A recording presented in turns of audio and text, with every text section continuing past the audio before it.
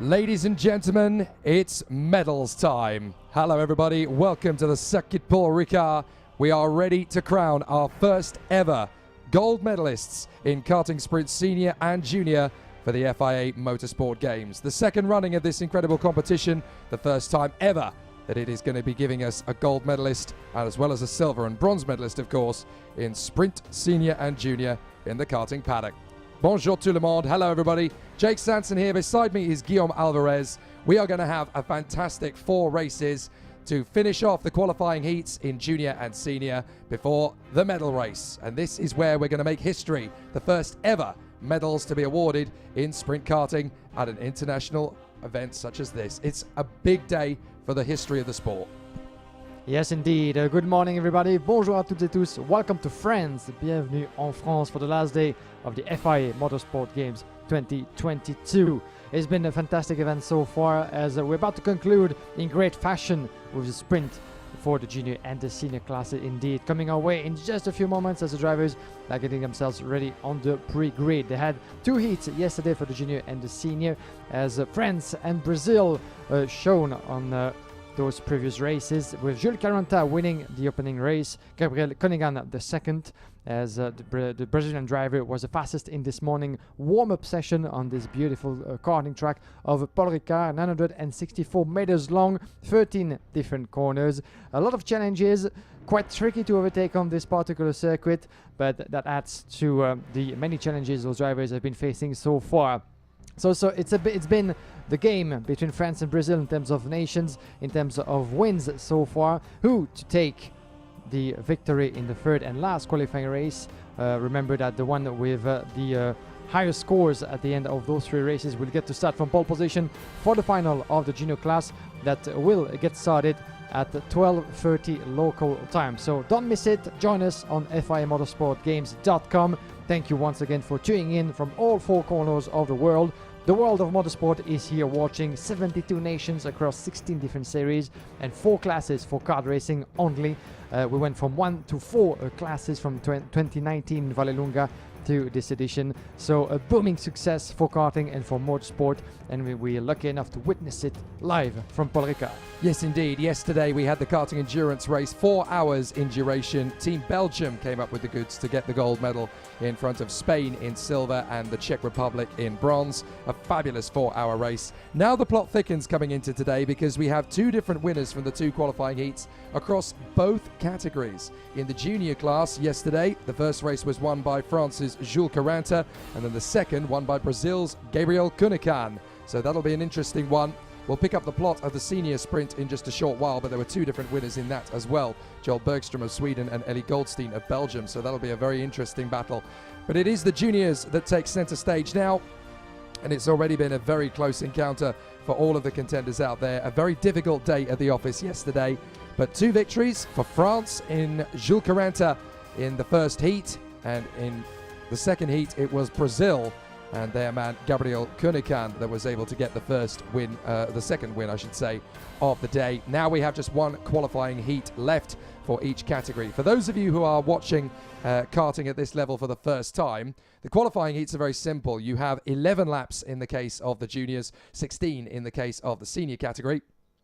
And the object of the exercise is to finish as high up the field as you possibly can, because you add penalty points to your 0 points for the win, 2 for second, 3 for third, 4 for fourth, 5 for fifth, and so on down the line. And whoever has the fewest points accumulated from the 3 qualifying heats,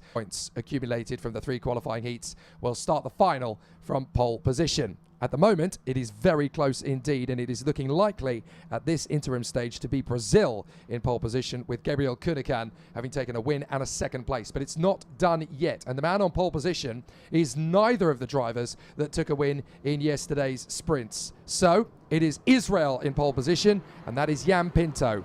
Then for Brazil, Gabriel Cunningham. On the second row for France, Jules Caranta. For Peru, Andrés Cardenas. For Denmark, Mikael Gard Pedersen. For Belgium, Tibor Ramakers. For Spain, Aaron Garcia. For Sweden, Scott Lindblom. For Slovenia, Alex Bogunovic. For Australia, Peter Andrew Buzanelos. For Estonia, Mark Dubnitsky. For Lithuania, Markus Silkunas.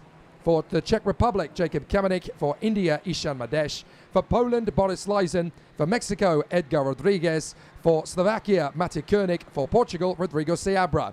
For Indonesia, Aditya Wibowo. For Costa Rica, Diego Ardiles. For Mozambique, Gazi Motlakar. For Turkey, Alparslan Aksoy. For Finland, Kimitani. For Germany, Matilda Pats. For Switzerland, Elia Epifanio. For Georgia, Lado Kukinardzic. For South Africa, Divian Naidu. For Malta, Kian Gauchi. For Uzbekistan, Amir Kamraev. And for Ukraine, Mark Brovko. A very talented field, and they all have one colour on their mind, and that's gold.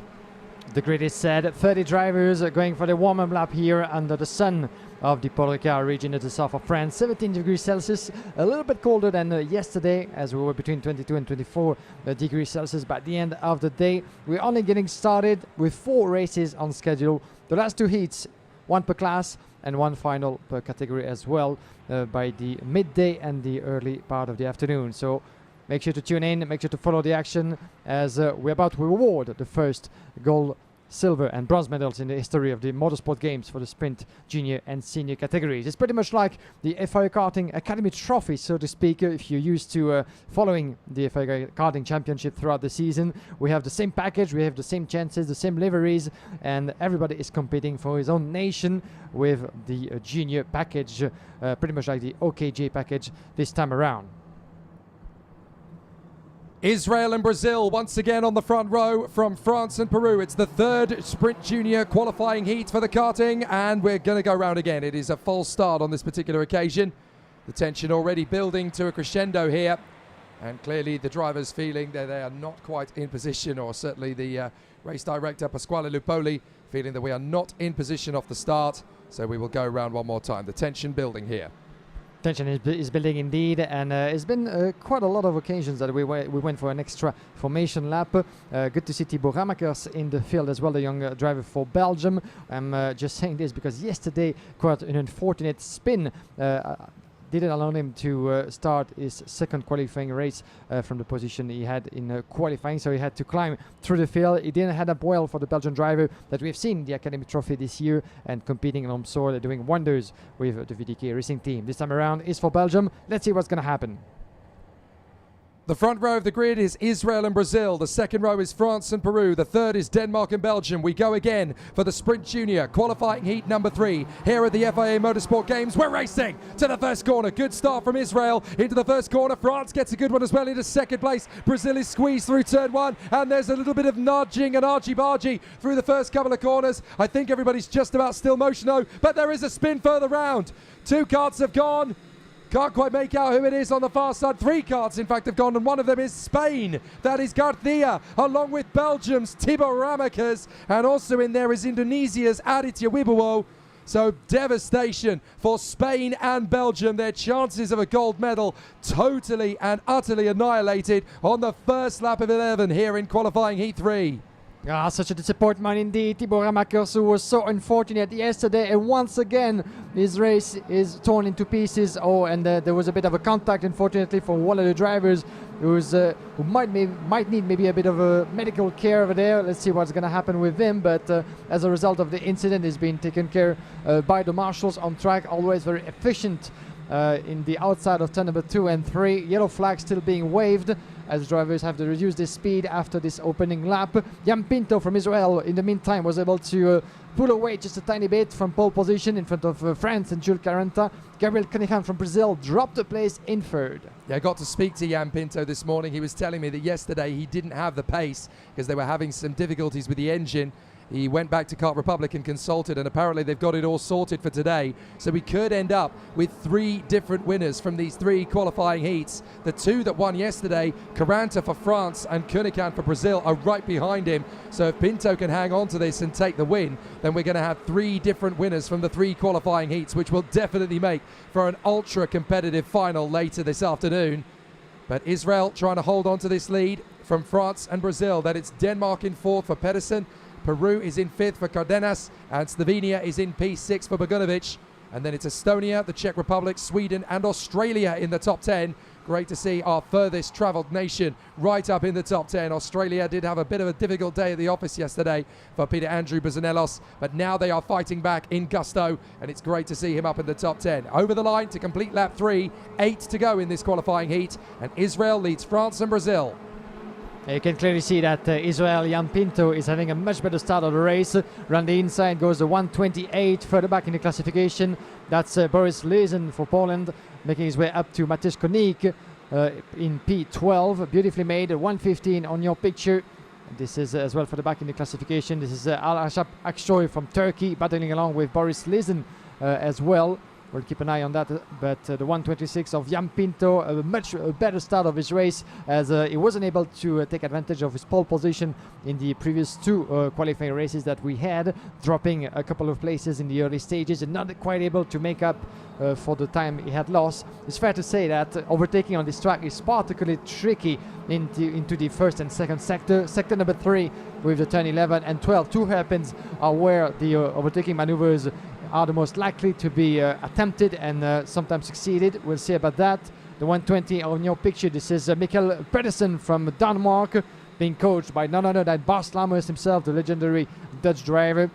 Mikkel Pedersen not so lucky in one of his races. He had to actually go out. He had a DNF in his first race, I think, if my memory serves, but this time around is sitting in 4th place. You can see still the top 3 in the last sector, very close to each other, with Israel, France and Brazil. Jules Caranta with the yellow crash helmet, as we have a warning flag for Diego Ardiles, the 113 further back in the classification. Let's try to see where he is in P16 at the moment. Diego Ardiles in a good battle with Marcos Kulenas, and might actually drop a couple of momentum as a result of that. Well, if it stays like this, then the nation that's going to start from pole position in the final later is Brazil. It's going to be Gabriel Kunikan that will hit the front of the field in junior. He just needs to stay where he is in 3rd position. He doesn't even need to challenge the 2 guys up front. Just stay comfortable where he is, and he will have a great chance of that. Gilles Caranta could really do with getting past Israel, though, because if he gets through, then it'll be France that starts from pole position.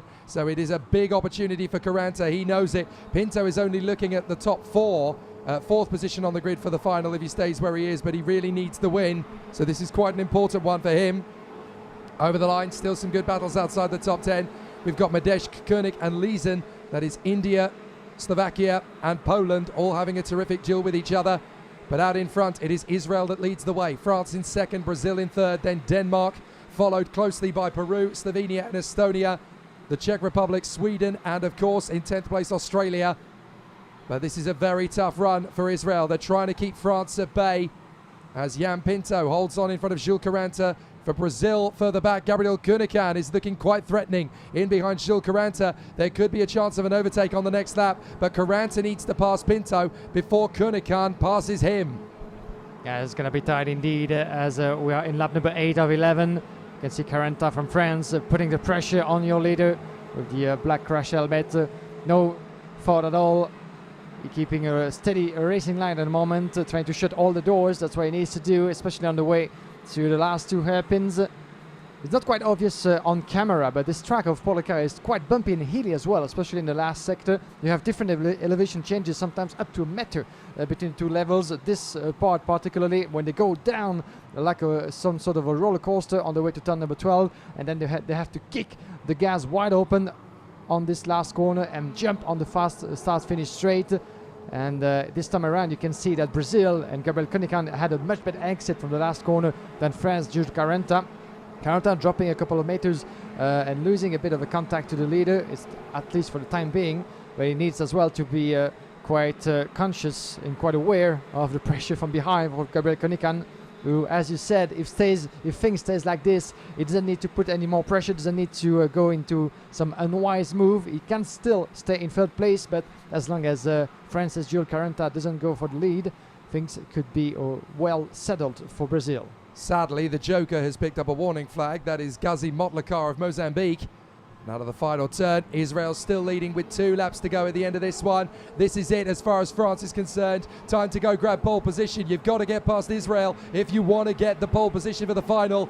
This is not going to be easy for Gilles Caranta, but he will do everything he possibly can.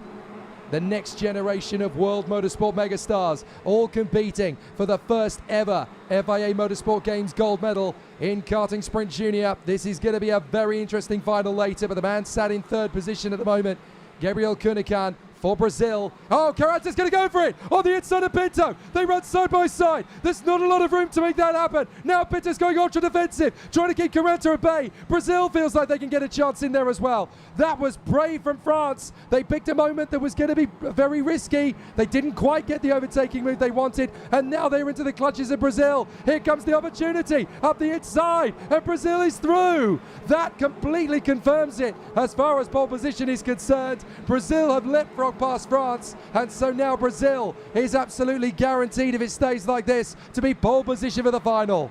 Yeah, what a move from Brazil. We haven't seen that happen quite often throughout the course of the previous races, because that's a ballsy move, so to speak, in turn number one. This is very narrow, and you need a good momentum and to align yourself, to position yourself quite clearly. That's what he did. Watch out on the turn number 12, 11 as well, left and right, but there's He's going back for it. He goes! Jules Caranta takes second place! He snatches it back on the final lap. Terrific from France, takes it from Brazil with a few corners to go. It's Israel that gets the victory, France that gets second. From Brazil, Denmark and Peru. What a fantastic final couple of laps. The juniors really push it on here at Circuit Paul Ricard. We have 3 different winners from the 3 qualifying heats. First it was France, then it was Brazil, and now in heat 3 it's Israel that is triumphant, but it's going to be Brazil that starts the final from pole position. What a race! Yeah, what a move it was indeed from Jules Caranta from France. We didn't see that coming, but it was beautifully made indeed from Jules Caranta. We thought at some point that he was going to have to make do with third place, but Gabriel Cunningham had opened the door just a little bit too wide open, and Jules Caranta took advantage of that and dived through in turn number 12. But interesting turn of event. We've seen some maneuvers that we had not seen before in an attempt in turn number 10 that didn't prove fruitful for Jules Caranta, the turn number 10 before the run down to the last sector, and in turn number 1 it was beautifully made from Gabriel Cunningham from Brazil, and Caranta was able to respond. But what a beautiful end of a race that was, as Israel takes his first win at the end of those last 3 races. Jan Pinto wins in front of Jules Caranta from France and Gabriel Cunningham from Brazil. So there is your provisional result. You can obviously see how good a performance it was from the drivers in the juniors. Israel from France and Brazil, Denmark, Peru and Estonia from Slovenia, Sweden, the Czech Republic and Australia, ahead of Slovakia, Poland, Turkey, India and Costa Rica in the top 15 positions. Then in 16th it is Lithuania in front of Portugal and Germany, Finland in front of Switzerland, and then Mozambique coming home in front of South Africa and Ukraine, Mexico, Malta, Georgia and Uzbekistan. Sadly, we had a few retirements on the opening tour, 3 drivers going. Belgium, Spain and Indonesia all falling by the wayside, which dramatically changes things as far as the qualifying heats are concerned. As it stands at the moment, provisionally, it is going to be Brazil that will be on pole position alongside France for the final. Then it will be Peru alongside Israel, and then we'll have Estonia alongside the Czech Republic, and finally Slovenia will be next up. What a fabulous race that was. An excellent display from all of the contenders. They really have given us good quality and good value right from the outset here. And a little bit of a moment here into the first corner. You can see a couple of the drivers getting slightly sideways. But where things really started to go wrong was in the next apex. And this is where we're going to see a few drivers going sideways. There we go. Spain, Belgium and Indonesia all wiped out in one fell swoop there through the next hairpin. Very unfortunate. But certainly for Garcia and Ramak, as those are 2 drivers that were favourites to come into this one and challenge for medals. And now Spain and Belgium have had to walk away from the scene with nothing. Yeah, once again, another disastrous turn of event for Thibaut Ramakers after his spin of yesterday's second race. But we've seen a lot of very interesting attempts throughout the course of this race, especially in those 2 turns, 11 and 12. But the battle has been raging between Israel, France and Brazil. Jan Pinto had the upper hand for the entirety of this race, his first ever win on this track. But you can see the move, the first attempt from Jules Caranta in turn number 10 that we haven't seen a lot throughout the course of the weekend. It was a good attempt, and then you can see Jan Pinto shutting the door on the inside of turn number 11 as Brazil was there for the taking. There wasn't enough space for him to dive, and Jules Caranta, this was attempt number 1.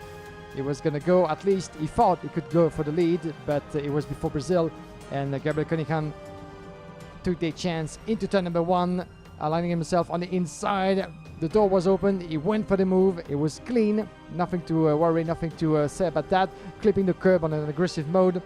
And at that point, we thought that maybe it was a bit too late for Jules Carpenter from France to be able to fight back and snatch that position back to him. But then this happened, clipping the curb. There was pretty much a meter, not so much more, between himself and the curb. It was enough for him to dive through, take the position back, and with it, second position overall. Still, Brazil will be starting from pole position as it stands for the final at 12:30. But a beautiful piece of racing in those later stages, and that's another strong signal of a beautiful final that we're going to have on our hands.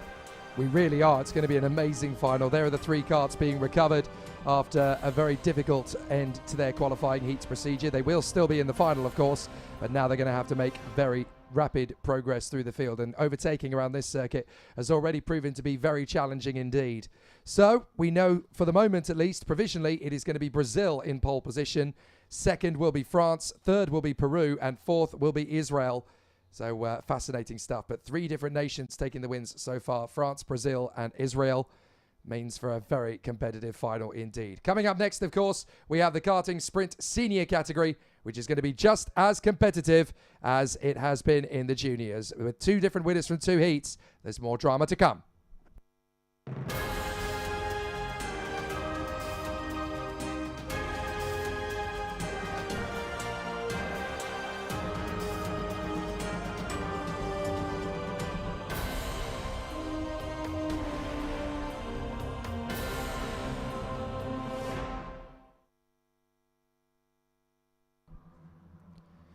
So on the Circuit Paul Ricard here, the karting circuit just beside the main Grand Prix venue. We have already had some great battles. Yesterday, obviously, we crowned the first ever karting gold medals on a circuit, because obviously last time, 3 years ago, it was the karting slalom that came out onto the force for the FIA Motorsport Games, and a very successful competition it has been too. I believe their gold medal final is later today, which of course you'll be able to catch up with on motorsport.tv and all of the various channels worldwide, depending on where you're tuning in from.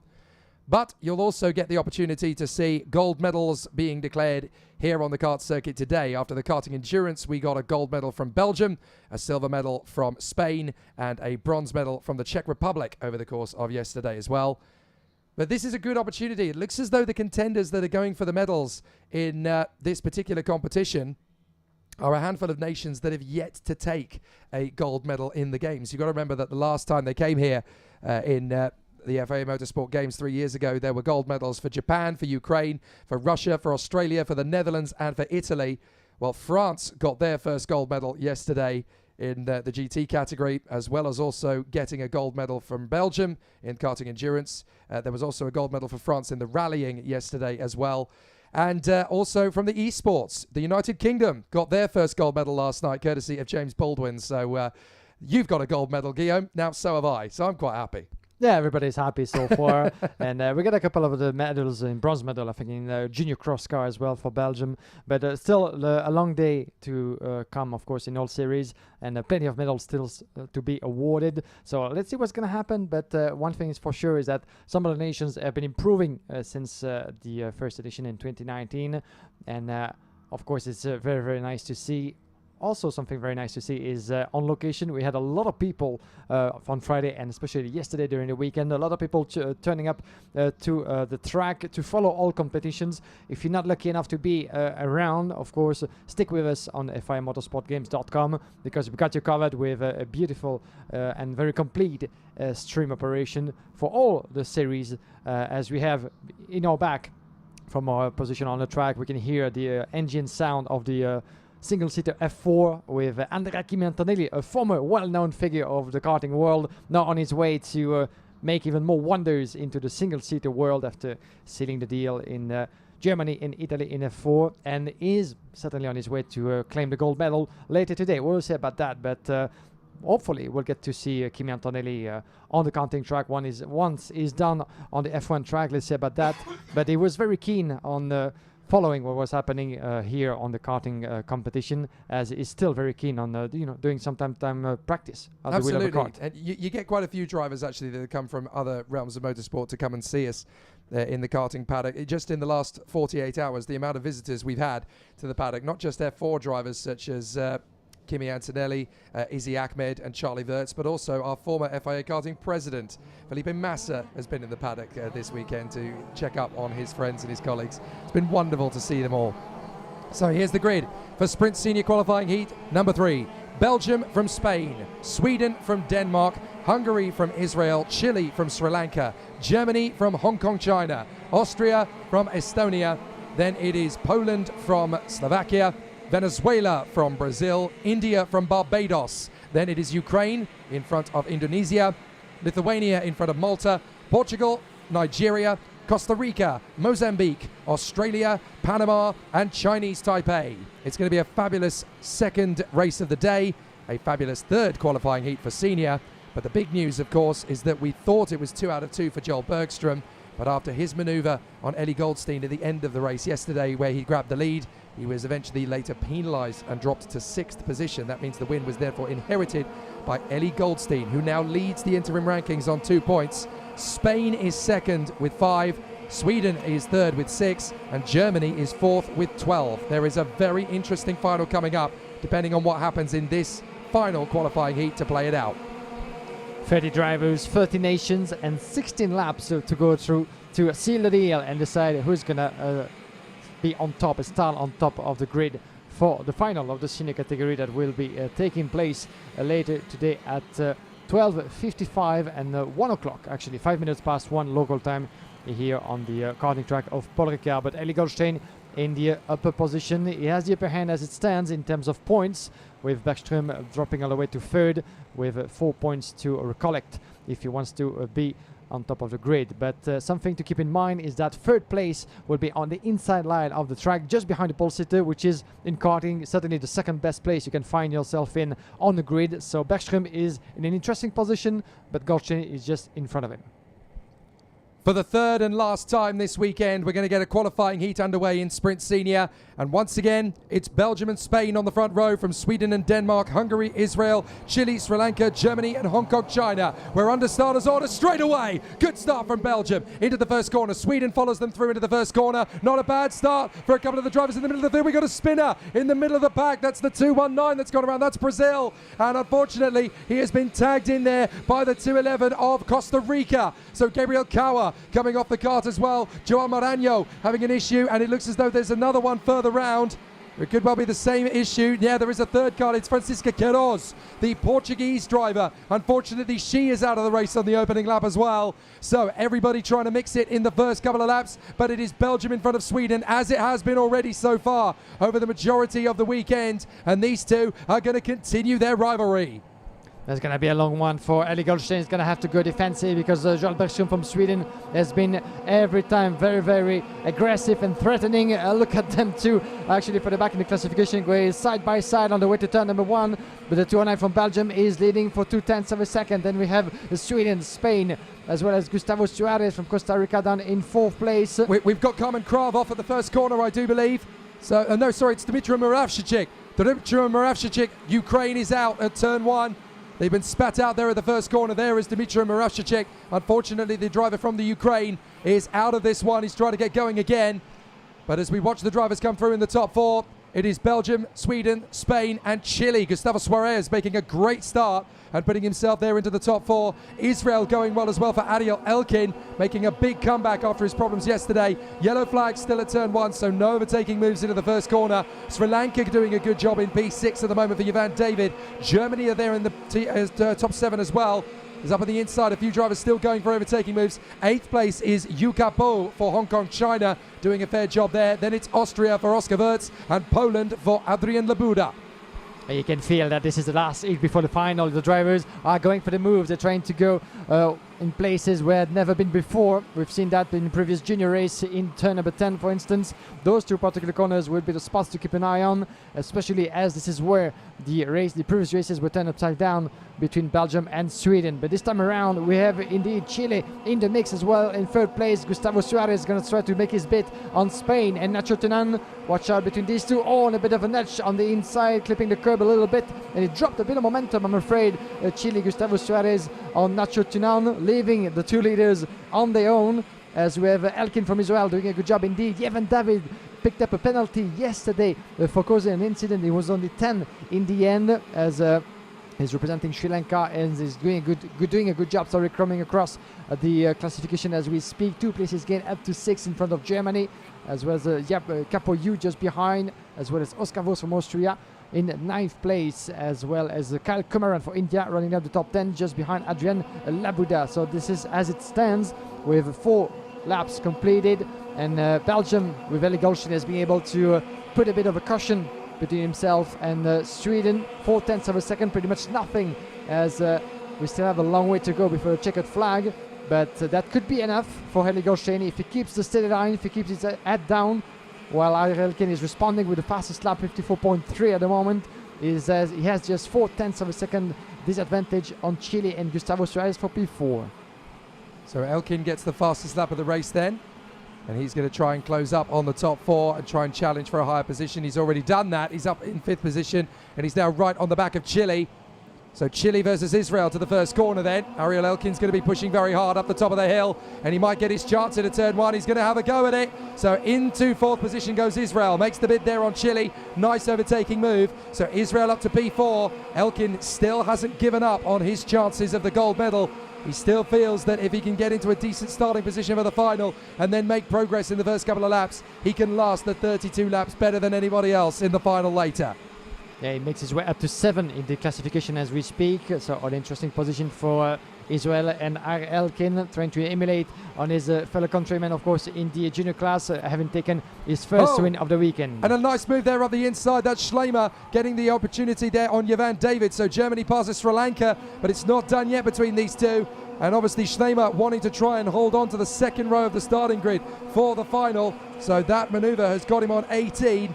But Jovan David is on 24, so he wants to move up as well. And that's Valentin Flamini picking up a warning flag. The Panamanian having a bit of a moment there at the back of the grid, unfortunately. So we've lost out 4 nations already gone from this race. Ukraine, Brazil, Portugal and Costa Rica all in trouble on the opening couple of laps. Everybody else has managed to keep going as Valdemar Agerholm manages to give Denmark the fastest lap of the race in this one. Up the inside, that's a big launch from the Dane, and he gets through. Excellent overtaking move there on the pole. So Denmark passes Poland, and that is a terrific bit of racecraft from Valdemar Agerholm. Yeah, interesting. Another move in turn number 10, clipping the curb on the inside, and we get to see that more and more ever since the start of the races this morning, which is a good sign of more opportunities for the final, certainly, as it got reduced to just 2 spots pretty much for the first couple of races. But now you can feel the drivers, are right there to make more attempts. They go for the move, they're being more aggressive, and which is good to see. As in the meantime, up to 0.8 of a second now between Belgium and Sweden for the lead. So Eli Goldstein is being able to find a bit of extra pace this morning. Don't know what he had for breakfast, but it seems to be paying off for the Belgian on his way to seal the deal and take pole position for the final. As we are here with the 2:21, this is Nacho Tunon being harassed by Israel. Ariel Elkin, Spain against Israel, battle for 3rd, and he's dropping a bit of momentum on Joel Bergström in 2nd. Bergström, of course, more than happy to see, or to at least be aware of them two battling just behind him, as he keeps his head down to make himself into 2nd on the grid of the final. But where can Elkin and Israel find a way to pass? Maybe in turn number 10. Here's Goldstein, Sweden with Bergström, Spain, Israel, Nacho Tunon and Elkin. Maybe right on the inside. Oh, there was no space to go through. You've got to remember that all of the current Formula 1 drivers in 2022 have come from this sport. Up the inside, Elkin gets the move there on Spain. So Israel through to 3rd place on Spain. That's a lovely overtake. He even tidied it up on the exit when it looked like he'd overshot. So very nicely handled there by Elkin. And Israel move up into 3rd position. As I was about to say when he made the move, all 20 of the current Grand Prix racing grid have come from this very sport. So it's fitting that there is a FIA Motorsport Games competition to fight for the gold medal in sprint karting. But Elkin wants to give Israel their first medal, and he is pushing hard to try and make it happen. Representing Israel on the international karting scene with the TB kart colors on his racing suit. The team has been competing this season in Italy, being crowned IMA Series Italy winner this time around. Valdemar Agerholm from Denmark, the fastest lap in this race. Still very much in the mix, although he dropped a couple of positions in 10th, trying to get close to Capo Yu 227, representing this time around Hong Kong, China for the FIA Motorsport Games. The battle for 9th place will be interesting to follow. The 2:14, Sweden, Joel Bergström, Ariel Elkin doing his bit. He's progressing to the ranks. He's 6th at the moment when it comes to the grid for the final. Can he go maybe one position further up? This will be difficult because he has 2 points of a delay on Suarez in P5, but still is gonna go for the move as we're about to conclude lap number 11 out of 16. Watch out for Ariel Elkin. Oh, opening the door to number 11, and yes, he does the same as the lap before. Beautifully made once again for Israel. Up a position into 2nd. Joel Bergström is looking over his shoulder. Watch out because Spain and Nacho Tunon are just further back behind, trying to get close as well to make a similar bid maybe. But Ariel Elkin on a much better form than yesterday, and now Israel makes it up into 2nd position with 1.6 seconds to climb on Elie Gaucher in Belgium. I'm afraid maybe time will be running out, but still that's a strong result that Ariel Elkin had been needing. Such a crucial overtaking move for Israel to get up into 2nd position there past Sweden. That was an amazing move from Ariel Elkin, and he's got 1.6 seconds deficit to try and close up on a driver he's raced against many times before in various different competitions around Europe. But Israel into 2nd position, the highest they've run in senior so far. Obviously they've taken a heat win. Oh, that's a problem further back. That is game over, Poland. Sadly for Poland. So Adrian Labuda is out of this race. That's very unfortunate. Meanwhile, further back, we've got a little bit of a battle brewing here as Bergström has lost ground to Spain. So Sweden are down to 4th position now as Tunion has got through into 3rd place. We didn't see where the overtaking move was. There's yellow flags for the Polish driver on the sidelines, but it's a big move for Spain as they have got through past Sweden to get 3rd position. It looks as though Joel Bergström is all at sea. This is not good news. Yeah, good news indeed. Watch out for the move coming. Oh, that was close! What's going on? They both backed off big time, and as a result, Sweden having to defend the move as Schleimer and Wirtz are trying to cut through. Now Bergström's gone wide and off on the runoff area. He's lost 4 places. Big drama for Sweden. What on earth happened there? They suddenly braked down for the hairpin. It looked as if there was an issue they were trying to get out of the way of, and all of a sudden it's dropped Bergström all the way down from B4 to B8. Disastrous turn of event for Sweden, and at some point they were 4 wide on the entry of turn number 11, where there's only space for at least 2 maximum, but he's gonna have to try to make up for the ground that he lost. But that was quite an impressive sequence, but a disastrous indeed turn of event for Joel Bergström, and Sweden P8 at the moment on the inside, and yes, he makes his bit and tries to recover already. Beautifully made on the 224. This is Valdemar Agerholm from Denmark, who still is behind with Capo Yu from Hong Kong, China, just behind, trying to make his bid as well. From the inside, oh, that was a close call, but not quite successful for Valdemar Agerholm, who's just stirring in disbelief. He's not happy about what just happened. The door was shut, but that was quite aggressive driving, going defensive for Joel Bergström, who is in trouble. He needs to keep that position alive, otherwise he's going to be certainly tumbling down the order on the grid. And all of a sudden, there's quite a few drivers that have gained a benefit as a result of that shuffling of the deck. Sri Lanka on the charge up into 7th position now as side by side. This is going to be close as up the inside comes Sweden to try and make another bid to defend from Denmark. Out in front, though, it is still Belgium from Israel, and then Spain in front of Germany. Austria making a terrific comeback in front of Sri Lanka, and Chile is up the inside. Sweden defends again from Denmark. Let's see what happened as well with Germany, with Maximilian Schleimer in 4th place, because he only has 2 points left to score on Joel Bergström in Sweden to snatch 3rd position on the grid. So if he actually can make his move on Nacho Tunon for 3rd, and in the meantime, if Joel Bergström loses another place in the process, he might actually lose the 3rd place on the grid for the final. Let's see about that. These are some of the calculations as we'll make the counts once the race is done and the classification is being made. But Belgium are going to make it 2 out of 3 here. It's Ellie Goldstein who takes the checkered flag. Belgium triumphs in the 3rd heat. Israel is 2nd. 3rd is Spain. What a dramatic end to the race that was, with such a shuffle of the deck. And Sweden does drop behind Denmark on the last lap to 9th place. So that is going to be crucial by 1 point. Bergström and Sweden will remain 3rd for the final, but with 2 wins out of 3, Belgium takes pole position for the gold medal race. Bring it on! Just 1 point. That was a close call, isn't it, for Maximilian Schleimer in Germany. He made it to 4th place after having started from 9 on the grid. He just missed on 3 little tenths of a second on Spain in Nacho Tunan. If he had done the overtaking maybe with one more lap to do so, the story would have been different, and certainly Joel Bergström in Sweden would get to start from 4th and not 3rd on the grid.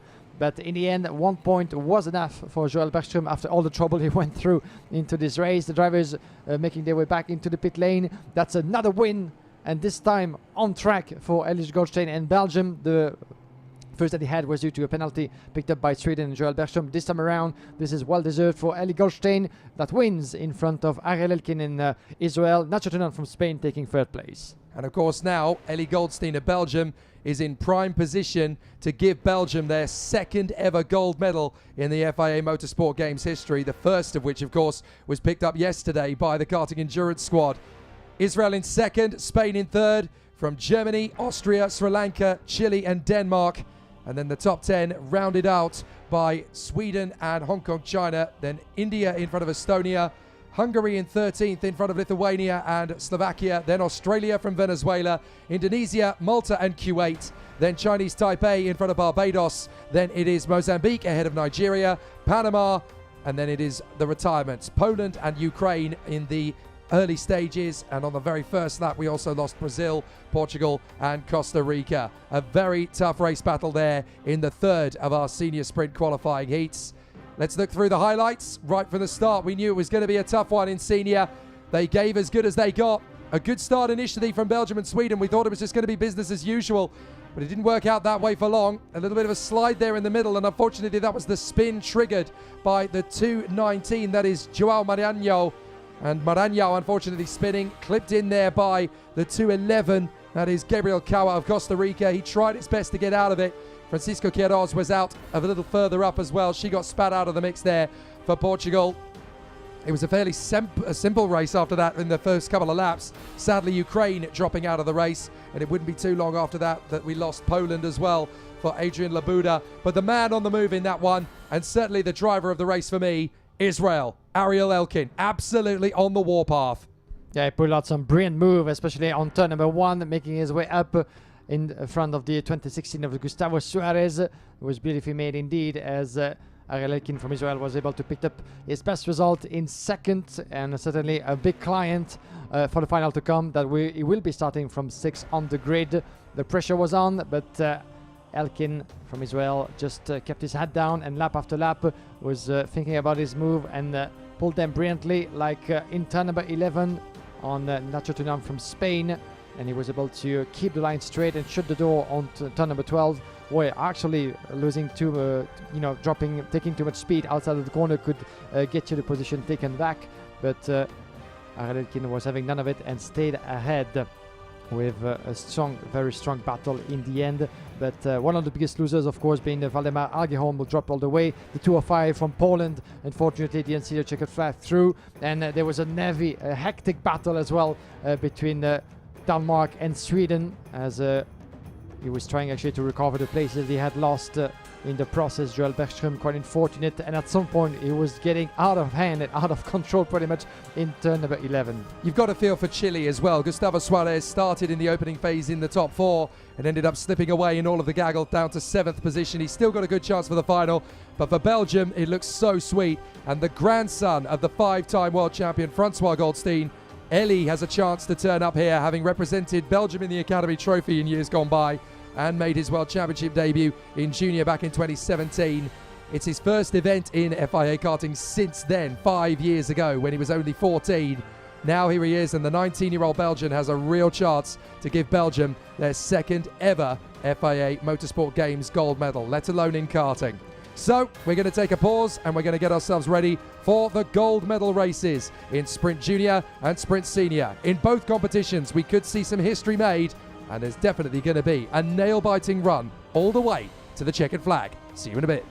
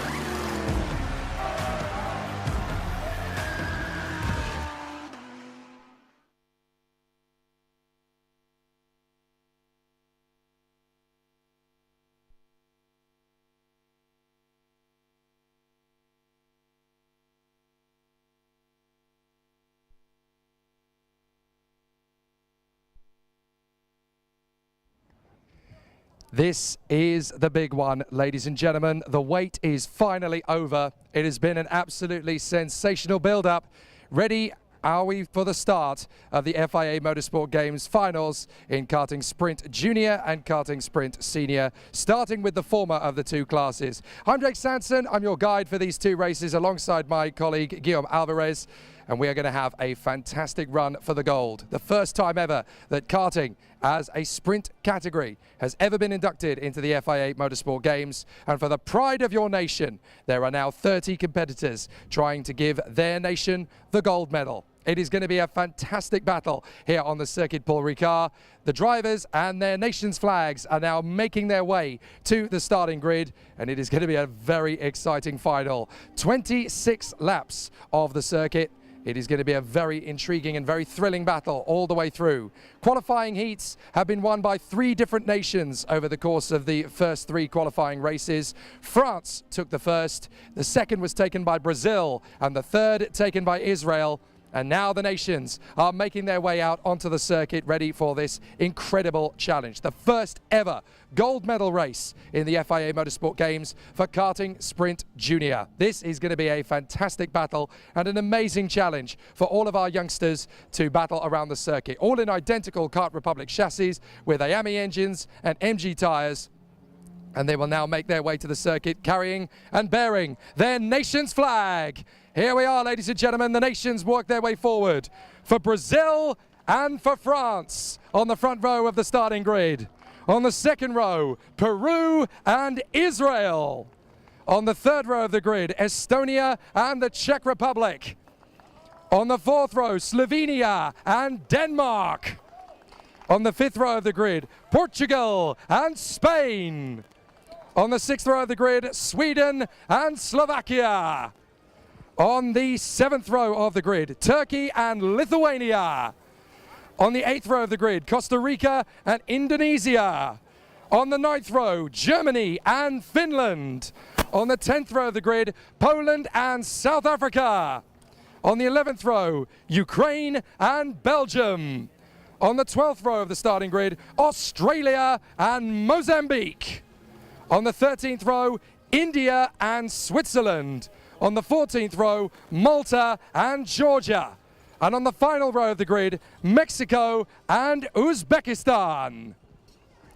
It is a wonderful sight to see 30 nations from all around the globe represented here on the starting line at the Circuit Paul Ricard. Great to see so many incredible countries making their way forward for such a momentous occasion and a fabulous event. The first time ever that karting as a sprint format will ever get a gold medal represented. I'm on the starting line and we have 2 fabulous guests with us down here on the starting grid. First of all, Felipe Massa is with us. Felipe, great to see you back in karting again at this level, and what a fantastic weekend. Well, great to see all of you guys here for this important final for the OK Junior. We have here Jean Alesi, which is a part of being a brother, you know, a good brother from long time, you know, in Formula 1, in Ferrari, history as well.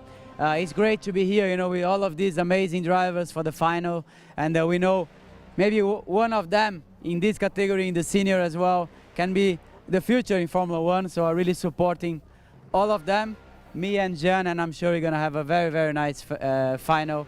For sure my heart is beating a little bit more for Brazil, but we are both here in the first row, you know. So anyway, it's a big support for all of them. It's important, you know, that we support all of these drivers, you know, for the to learn, you know, and to improve and grow year by year in the karting. It's wonderful to see you back, Felipe. Thank you so much for being back with us once again. We're also joined by Formula 1 driver for Ferrari and so many others. Jean Alesi is down here on the starting line. Jean, it's great to see you in the world of karting at this level as well. An interested spectator, but what an amazing occasion for the sport as well. Absolutely. I'm very, very impressed with Felipe since yesterday. We see so many drivers, different categories. But today we are on a karting place. The circuit is great, but the kids, it's where they learn to respect each other, to be disciplined, and to be fast. So, you know, there is many nationality today, and that is a big success. Big success. And of course, you've been a karting father yourself as well, because your son Giuliano came through the ranks of karting and he's just finished the season out in Super Formula in Japan this morning. So you know better than most here just how much hard work it takes for these kids. Absolutely. I mean, the worst position for a father is when and for the mother, when the kid want to be a racing car driver. So I know here there is many parents, and I understand how much they are suffering, but they support the kids. It's a very tough moment because they are young, and the process is not short, and is going from losing and winning. So it's very important to keep pushing and to be very disciplined and supported by the family. Well, it's wonderful to have your company, Sean. Thank you very much. Final word from you, Felipe. Obviously, it's been a year now since you were last our FIA karting president, but it's clear that your legacy lives on here through the activities of the Motorsport Games and through the projects that are now coming through into the future. It must be really rewarding to see that your efforts are still very much evident here in the FIA karting paddock. Well, I think the important thing is to try to give something back, you know. So me and Jean, we had a lot more than what we expected, you know, in our career, going a lot more than what we expected. So at the end, it's important to try to give something back, to try to pass your experience, you know, for especially in the karting, but also in the other championships, to keep improving, to keep developing, you know, all of the categories. So I think that's the most important thing, and it's a really big proud to be here in the FIA Motorsport Games. But also I couldn't, you know, lose this important final here in the karting. It's wonderful to have you back. Thank you, Felipe. Thank you, Jean. Great to have you with us as our guests here on the starting grid. What an amazing spectacle this has already started to be. And we've got some incredible drivers. I'm going to try and make my way down to the front row of the starting grid to grab a word with our two drivers who are at the sharp end. It's great to have so many distinguished guests here at the front end, and it's quite funny actually because we have Felipe Massa and Jean Alesi here as guests, and their nations represented drivers are sharing the front row of the starting grid. I'm going to see if we can have time to have a quick word with our representative for Brazil on pole position, Gabriel Cunningham. Gabriel, it's been such a great weekend for you. You've been able to work hard through the 3 qualifying heats to be here on pole position. How are the nerves coming into this one? Yeah, I'm really nervous. I will try to do my best in this race. We have the pace, and that's it. And of course, you have the chance to give Brazil their first ever FIA Motorsport Games gold. I guess the plan is just to do your race, focus, and make sure the tyres go the distance. Yeah, I will focus so much on this race. As I said, I will try to do my best and bring the medal to Brazil. Obrigado, Gabriel. Thank you very much. Obrigado. So it's going to be a very interesting one for Gabriel Cunningham. Alongside him on the front row of the grid, he's actually having pictures at the moment with Jean Alesi and, of course, his coach at Giada Racing. I want to see, maybe we've just about got time for a quick word with Jules Caranta on the front row of the grid before he disappears into the distance. Jules, it's been a very tough weekend, but you've been able to secure a place on the front row of the starting grid here on home soil. France has been going well so far in the games. What are the chances of another gold? Yeah, I'm really happy to be in this event because it's so good to be at home in France, and I will do my best to enjoy my race and win this one. You've already had a very successful karting season and won a European title. This one, I guess, perhaps maybe even more special if you get the job done. Yeah, I'm at my home track, so it will be really special if I win this one, and I will do my best all the race. Well, merci beaucoup et bonne chance aujourd'hui. Merci. There you go, Jules Caranta getting himself ready for the chance to go for the gold medal, the first ever that has been awarded to a karting sprint driver. Just behind him on the starting grid, we have the Peruvian Andrés Cardenas, who will be there on the inside of the second row. A great chance for South America to potentially come home with 2 medals over the course of the event. But of course, we've got to consider Israel and their young star, Jan Pinto, who has been amazing through the course of the weekend. He was the fastest driver in time qualifying. As you keep an eye on Andrés Cardenas of Peru, he has a great chance to put on an excellent display. Jan Pinto is alongside him on the starting grid. And then moving back to the third row of the starting grid, 2 nations that would dearly love to add a medal to their roster. Jacob Kamenik, who is there on the outside of the outside of the third row of the starting grid. And for Estonia, alongside him, Mark Dubnitsky, hoping to put on a show as he is there in 5th position on the grid. A great chance for him. His consistency has been absolutely impeccable through the course of proceedings. The 3-minute board has gone up on the foot of the start-finish straight. We'll keep an eye on the drivers behind the top 6. Alexander Bogunovic of Slovenia and Mikkel Gert Pedersen of Denmark. Rodrigo Seabra of Portugal, the Racing Wolf, will be there in 9th position on the grid. And alongside him for Spain, Aaron Garcia. Lots of great opportunities. All 30 drivers have just as equal a chance of getting to the top spot. It is going to be a really exciting battle. But now we are going to gear ourselves up ready for racing. 26 laps of this Circuit Paul Ricard for karting. It's going to be a very tough mission to get to the gold medal, but every single driver knows how hard it's been. They have worked incredibly disciplined and very strong weekends to get to this point. Now comes the moment of truth. Who will win the gold? Let's find out. Over to Guillaume Alvarez. Thank you very much indeed, Jake Sanson, and a warm welcome once again to everybody here. Bienvenue à toutes et tous in the south of France, the beautiful region of Le Castellet, as we are live from the karting track of Paul Ricard, getting ourselves ready for some incredible action, as we're gonna have in just a few moments, and 2 minutes now before the start of this junior final.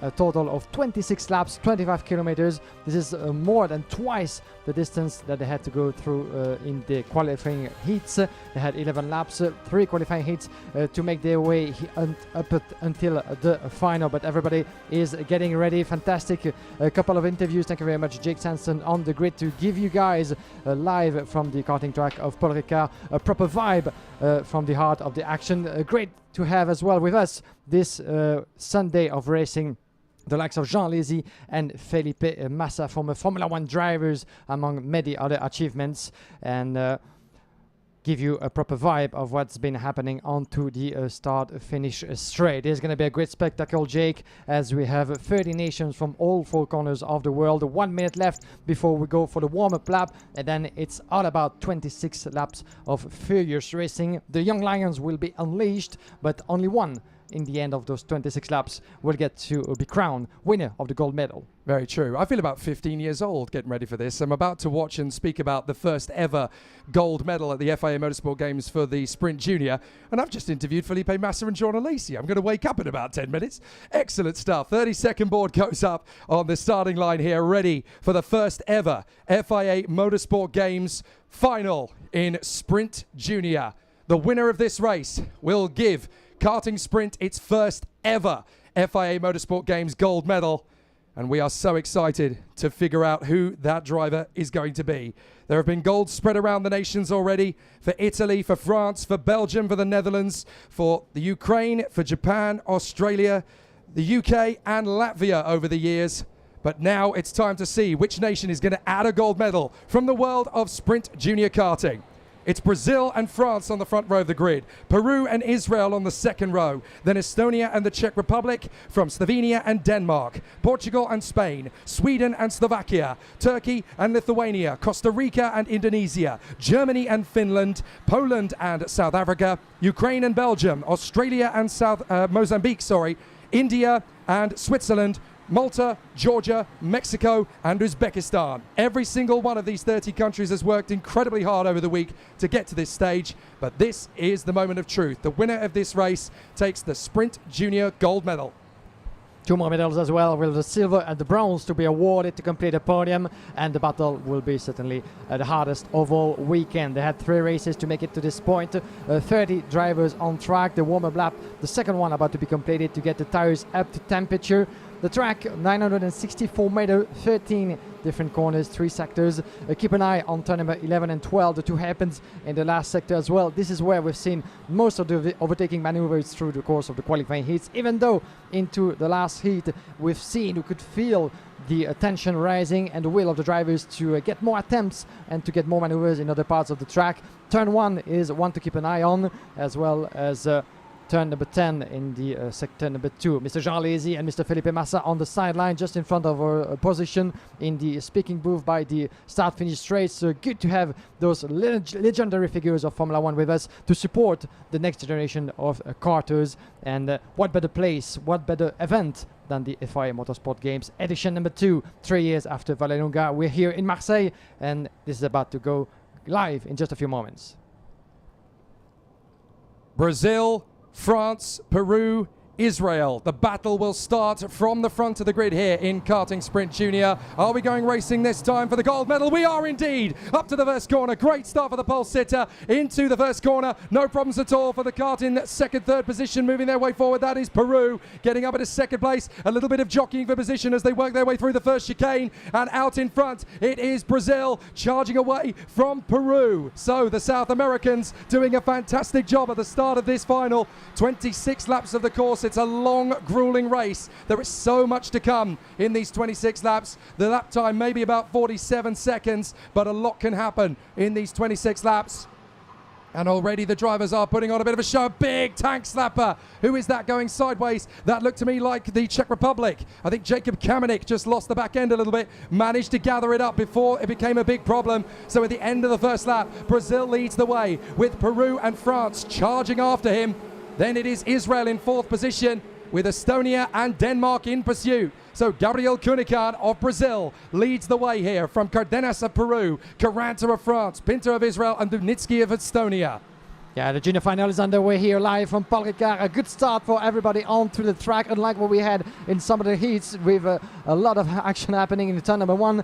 This time around we had another Jules Caranta goes for P2. Beautifully made around the inside of turn number 2. France is upper place in second position. Watch out for the back as well with the 126. This is Israel and Jan Pinto trying his bit at the end of the lap. But Jules Caranta went for the move at such an early stage in the race. That was a ballsy one, but he just made it successful, trying to pursue Gabriel Cunningham from Brazil pulling away as on the inside as well. Israel being overtaken by the 118 of Mark Dubnitsky for Estonia. Estonia upper place, and watch how the battle keeps on going with the 120 as well, battling along and beautifully made around the inside. Watch out for the contact as the 126 is about to lose a place, I'm afraid, but you can see, you can feel the heat already in the early stages of this final, and this is of course the action that we're going to see through the race. But the young lions are unleashed and there will be no place certainly for caution. Some of the best racing we've seen all week already in this final in the first 2 or 3 laps, and it looks like a hard charging maneuver there from Aaron Garcia. The Spaniard has already managed to get his way forward past the Slovenian Alex Bogunovic. So as they work their way forward, it's already a very tough race battle out there on the course. Some of these drivers will know this kind of racing of old, having competed in the FIA Karting Academy Trophy, a very similar competition to this one, where they all race on equal machinery, and again, it's for the pride of their nation. But this is such a tough discipline in front of the world stage, in front of the motorsport community, not just in front of the karting community. And here they are battling for a gold medal for the pride of their nation. This is such a big honor for these youngsters. For Brazil leading the way, it's looking good as up the inside. That's a nice overtaking move there from the Czech Republic, getting through and passing Slovenia, or at least hanging on to the position. They were dueling already at the beginning of the lap. So over the end of the lap, it is Brazil still leading the way from France. Then it is Peru, from Estonia, Israel, Denmark, Spain, the Czech Republic, Slovenia and Sweden. A great run in the top 10 so far, but as you can see, Pinto and Pedersen, Israel versus Denmark is just growing in crescendo at the moment. This is the battle for P5 as Thibaut Ramakers from Belgium is setting up the fastest lap, 44.7. Thibaut Ramakers trying to make his bit and climbing through the ranks of this race is P18 at the moment, having climbed 4 positions. Not the best of results for Thibaut Ramakers, who had 2 difficult qualifying heats, and all he needs to do around the inside goes the 123, beautifully made. This is for the back. This is Matej Konish getting ahead of Portugal, Rodrigo Seabra for P11. But Seabra got him straight back again, so Seabra, the racing wolf as he is known, has managed to recover the position, and here he is flying the flag for Portugal, battling away in 11th position, working his way forward. A great run so far from Rodrigo Seabra, trying to get himself further forward, and he is there battling away with the 123 of the Slovakian Mate Koenig. But the fastest lap of the race comes from France. Jules Caranta upping the ante, and the Frenchman has his eyes firmly fixed on the Brazilian up front. He wants to win on home soil and take a gold medal. This was about time for Jules Caranta from France to make his move on lap number 2, because he was able to really put on the pace and decrease the gap. We had more than 1 second between Brazil and France in 1 and 2. Now it's getting down to 0.8 of a second, and maybe even less this time around. Still the same. Gabriel Conigan from Brazil in the lead, is responding to the charge of Jules Caranta. Run inside for the back. This is a 1:23. Still battling from Slovakia. Mateusz Konik is trying to keep Rodrigo Seabra from Portugal at bay in 12th place, as Alp Hassan Aksoy from Turkey in 13, trying to get himself in the mix. So there's battles all over the place into this field of the junior class. Is getting heated by the lap, and we're going to keep an eye, of course, on the battle for P1 between Brazil and France. Andres Cardenas still very much in 3rd place on the way to turn number 11. This is the roller coaster sort of turn, last sector. Run inside in the first hairpin, goes the 1:15, beautifully made by the Turkish driver Aksoy, upper place in 12 in front of Portugal. And Silkunas got through on the inside as well, so not only Aksoy but also Silkunas as we come down the straight up to the first corner. Good battles everywhere. Silkunas is going to try and dive through, but Seabra holds on to the position and manages in fact to pick one off. So a good run there from Seabra as he makes another place here. Jules Caranta bangs in yet another fastest lap for France. Oh, the irony of this. We've got Brazil versus France up front. On the sidelines, Felipe Massa and Jean Alesi watching along. They've got so much in common, those two. They both raced for Ferrari and Sauber in Formula 1, and they both got their charged nation trying to battle for the win here in the Sprint Junior. How amazing is that? You couldn't script it. On the inside and up and over. Oh, that's not gone well for Silkunas as he tries to take on Seabra. They've both lost ground as a result. And I'm afraid it's going to be Rodrigo Seabra who comes off worst. He's got a warning flag. He's going to tumble down the field. That is so unfortunate for the Portuguese charge. He's trying to hang on to it on the inside at turn 1. He battles as good as he's got, and he's just nudged away there by the 107 of Peter Andrew Buzanelos of Australia. And now diving through up the inside, that looks like the Mozambique star, the Joker, Ghazi Motlakar, going for his move on the inside as well. And off the road goes Rodrigo Seabra. That's so unfortunate for the Portuguese driver. I think he is out. That is such a shame for Rodrigo Seabra. Is diving in. That is Spain going wheel to wheel with Israel. Israel over the curbs. Spain gives them no room whatsoever. That was ruthless efficiency from Aaron Garcia. Yeah, fantastic move from Aaron Garcia up to P5 for Spain at the moment in front of Israel. Aaron Garcia, who had a DNF in his last qualifying heat, so there's no gloves whatsoever in the terms of driving style for the final. As you can see, the 103 on the sideline. Rodrigo Seabra from Portugal is out of this race, unfortunately being taken on the sideline by the marshals. So quite an unfortunate turn of event at such an early stage of this final. We're about to conclude lap number 10 out of 26. And impressive driving style from the youngsters of the junior class ever since the start of the race. There's no gloves whatsoever. This is being aggressive, this is being fair, but I'm pretty sure that the marshals and the officials by the sideline will have both the eyes open to try to digest all the maneuvers as this one run inside of turn number 12. This is beautifully made by the 106. Happening for the back. This is Thibaut Ramakers from Belgium getting ahead of Hibowo from Indonesia. A battle for 13 as Thibaut Ramakers is up. Here's the replay of the action that we had. Aaron Garcia on the inside of turn number 11, pushing a little bit wide Israel. The 126.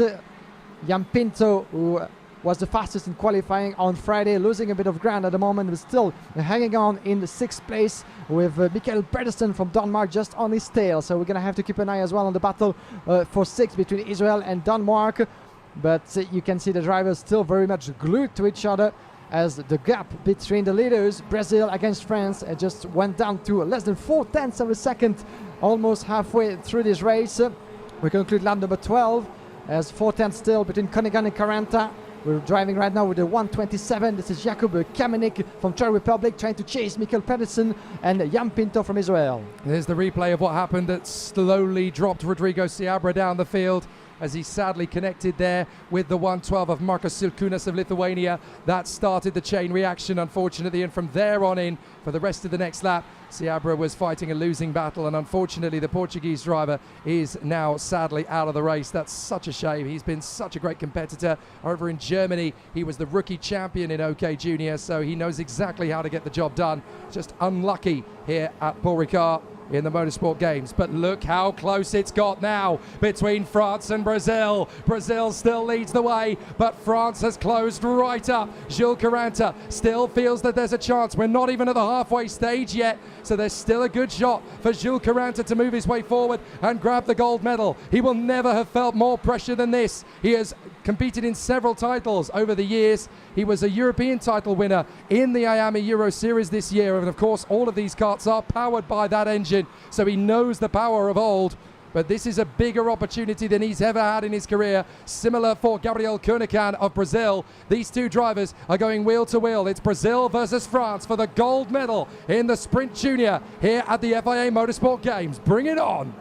Bring it on indeed. The match is on, and the dilemma certainly playing under the helmet of France, Jules Caranta. Shall I try to get my move done as quickly as possible? Shall I wait until the later stages of this race? But look how close they are. He is with 44.8. This is pretty much equal lap time for the two leaders, pulling away from the rest of the field as Andres Cardenas from Peru is still very much in third place. He has 1 second advantage of Mark Dublinsky from Estonia, but those two have not lost contact from each other since the start of the race. Now the pressure is on Brazil. Gabriel Koenekan doing a great job so far into the previous races with 1 win, a second and a third. That put him up the upper part of the class, and now is confirming once again all the good we've been thinking of him.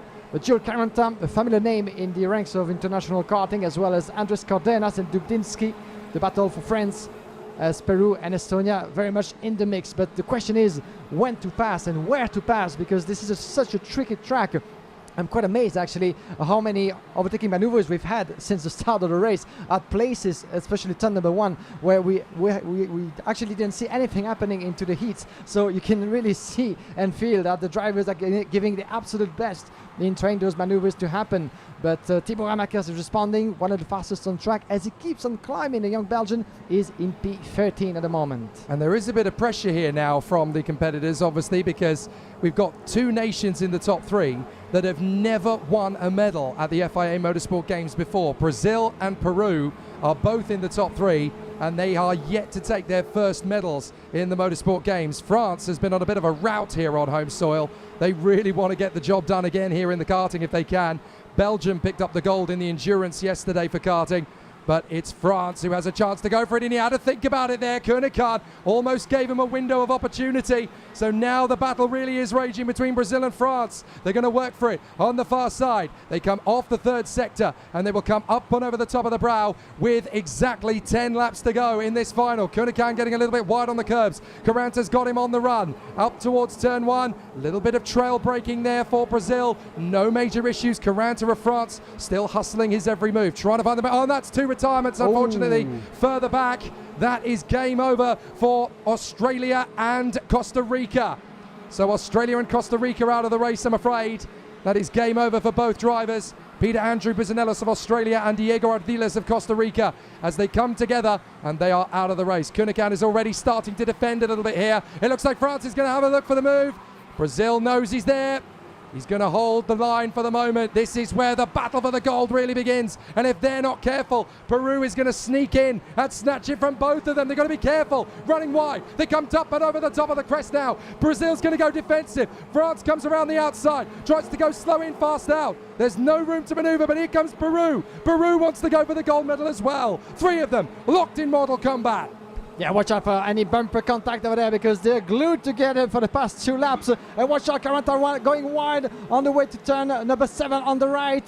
That's going to be a tricky part, but he has to shut the door as well because Peru is very much in the mix as well. Watch out for Cardenas around the inside. He goes for P2 side by side, but Caranta is shutting the door on the outside. That was a close first call. Peru very much in the game as Caranta is trying not to lose contact with the lead of Brazil. But look at how close they are. And watch out coming back as well. Aaron Garcia and Mark Dubinsky. That's Estonia being the 4th wagon in this first part of the track. On the way to turn number 1. That was close. Caranta goes on the inside and takes the lead. And Cardenas is going to try and get both of them. Peru tried to get through past both. He has to hang back. Through comes Estonia. All of a sudden, Brazil goes from 1st to 4th as France hits the front. France takes the lead on home soil. 2nd now for Peru. 3rd for Estonia. fourth place for Brazil, and in fifth place is Israel, and they are all separated now by less than a second. Defensive tactics from Brazil backfire early in the race, and it's not quite going to be a medal yet. There's still time, but Israel's now up alongside Brazil. They get through into fourth position. Good work from Jan Pinto. He's in fourth position, but it's still wide open for the medals. At the moment, it's France ahead of Peru and Estonia. Here's the move. Brazil just too defensive. Look at Peru though, they almost got past France in the same breath, almost 2 into 1. So now Cardenas for Peru is going to have to work his magic, and there's Estonia getting past Brazil as well. All of a sudden, from first down to fourth, and we have still got so much battling to go. Jules Carantas picked up a warning flag for it. Oh, we've seen that happening before as well with some of the moves, but unfortunately that's a warning flag for your current leader, France in the lead. Jules Carantas has picked up this flag for the move in turn number 1. What a beautiful battle that is. And around the inside of turn number 12. Oh, diving through, beautifully made by Jan Pinto. He was indeed making his move up to third on Estonia. So Israel up in the position on the podium. What a dive from Israel into third position. And don't forget, Israel is still seeking their first FIA Motorsport Games medal, and they could get it done right here, right now, with 6 laps to go on the Circuit Paul Ricard for karting. The fans are loving this on the sidelines. France has the lead at the moment over Peru and Israel, 2 nations that have yet to take a Motorsport Games medal and could do so here on the karting circuit. But Estonia, Brazil and Denmark are still so close, as is Sweden in 7th place with Lindblom. 8th position currently for Spain and Garcia. Slovenia are 9th, and Belgium are all the way up in 10th. Timo Ramakas has made up 12 places. I'll tell you what, they're having a great year in karting, as off goes Pedersen for Denmark. That allows Sweden through into P6. I'll tell you what, Timo Ramakas is making an absolute barnstormer of this. Yeah, watch out for the young Belgian driver. He's had a massive season in Belgian, vice champion on home soil. He's now in 8th. He's just made up 2 places on that 1 lap. Ramakas really wants this. Yeah, there you go. Let's keep an eye as well on this one, and how far up he will be able to go after the misfortunes he had in the qualifying heats. But we are far from having seen everything in this final. It can go all over the place. It can be turned upside down in the split of a second, especially in that part of the track. Round the inside, and it's going to be a bit successful. Yes, indeed. Estonia up a position in front of Israel. Oh, and that's caught out Brazil. Brazil now dropped to 6th position. Sweden have got through into P5. So it's all looking perfectly good for those 4, but not for the Brazilian. Up to 3rd place now comes Dubnitsky for Estonia. They are battling over the bronze medal. It looks as though gold and silver are almost completely secure. It's up to Peru now to keep the flags flying. They're in 2nd position. Peru looking for their first ever medal in the FIA Motorsport Games, and deservedly so it will be. But Sweden fancy their chances of a medal here. Lindblom is charging back. He's in 5th position. He's got time to do something about this. He's having a look on the inside of Israel, who goes defensive. Israel tags with Estonia, and that's Lindblom and Pinto. Sweden and Israel have gone. Oh, disaster for both nations. They were looking so strong. They're going to join Spain, Uzbekistan, Costa Rica, Australia and Portugal on the sidelines. And that promotes Dubnitsky to 3rd position in front of Kunikan of Brazil. Oh, disastrous. But I'm afraid Israel and, well, it's disaster for Israel and Sweden. Both nations gone with 3 laps to go. That's what we feared might happen actually in this particular sector. Those tight hairpin have seen so many battles and so many good overtaking maneuvers. The yellow flag still being waved. The time for the marshals to remove the carts from Jan Pinto, still very much on the racing line. That's quite a difficult position, isn't it? But the drivers have been warned. They have to reduce the pace and go around the cart of the poor Jan Pinto out of this final. And you can see the despair. You can feel for him after what happened, because he's not particularly responsible. We're going to have to see that again. But as a result, this is a DNF on top of the FIA Motorsport Games for him. He was looking and running so strong into this upper field, but that's part of racing, and racing can be cruel at times. He really felt that the medal was on there for Israel, and I think I was with him all the way. I think there was a good shot for a medal there for Israel. Let's have a look at it again. They dive through to the inside line. That's a big commitment from Dubnitsky. It catches out. This is the movement a couple of laps before, I think. So that was Dubnitsky on Pinto. We're hopefully going to get to see that in the highlights. But we are going into the final lap, and it looks as though it's yet another moment of joy for France. He only has another 800 meters or so before he cleans up. Beautiful performance from France's Jules Carenta, who was able to really put himself in the lead and build a gap from then on. More than 1 second on Peru, and Andres Cardenas, Mark Dubinski in third. But this will be a brilliant achievement for a driver who we all know about the brilliance in the championship of this season. The home nation is about to take yet another gold medal here at the Circuit Paul Ricard in the 2022 FIA Motorsport Games. It's gold for France. Jules Carenta a gagné. Victory for Jules Carenta on home soil, and for France, it's a gold medal. The first ever in karting sprint junior goes to Jules Carenta and France. It's silver for Peru, their first ever FIA Motorsport Games. Felipe Massa and Jean Alesi greet them home. It's a bronze medal for Estonia and Mark Dubnitsky, but the gold goes to France. Yet another accolade in this 2022 FIA Motorsport Games for the home nation. Jules Carenta is the king of sprint junior. Magnifique! Allons-en. Allons enfants de la patrie. That's a French anthem for you guys. My part on the anthem, but to celebrate and a well-deserved victory for Jules Carenta and France on home soil. Congratulations to Jules Carenta. Congratulations to his team and mechanic. But what a beautiful final this has been. What a beautiful performance as Jake Jensen going down to the pit lane to try to grab a couple of information. Suddenly an interview from our winner of the sprint junior final, winner of the gold medal of the FIA Motorsport Games. Jules Carenta for France is your winner after 26 laps of fury here on the karting track of Paul Ricard. Andres Cardenas for Peru is the winner of the silver medal. Mark Dubnitsky from Estonia running up the top three and the podium with the bronze medal for himself. Then we have Gabriel Koenigan from Brazil in P4. Mikkel Pedersen from Denmark in P5. Then we have Alexander Bekunovic in P6. Tibor Amakas for Belgium in P7. The rest of the classification appearing with Jakub Kamenic from Czech Republic in P8. From Turkey, Alp Ashan Akso in P9. Followed by Markas Silkunas from Lithuania in P10. Then we have Matej Konik in P11. Adija Ibowo in P12, Lois Lizen in P13, Matilda Pats, the only girl that we get to see compete at this level in the junior field, in P14. Then we have Gasi Motlaka in P16, Kimi Tanin from Finland is P16, followed by Ishan Madishin from India in P17. Then we have DJ Nedu, Meja Edgar Rodriguez, Lado Kujanti in P20. Here's the replay and some of the highlights of this junior final.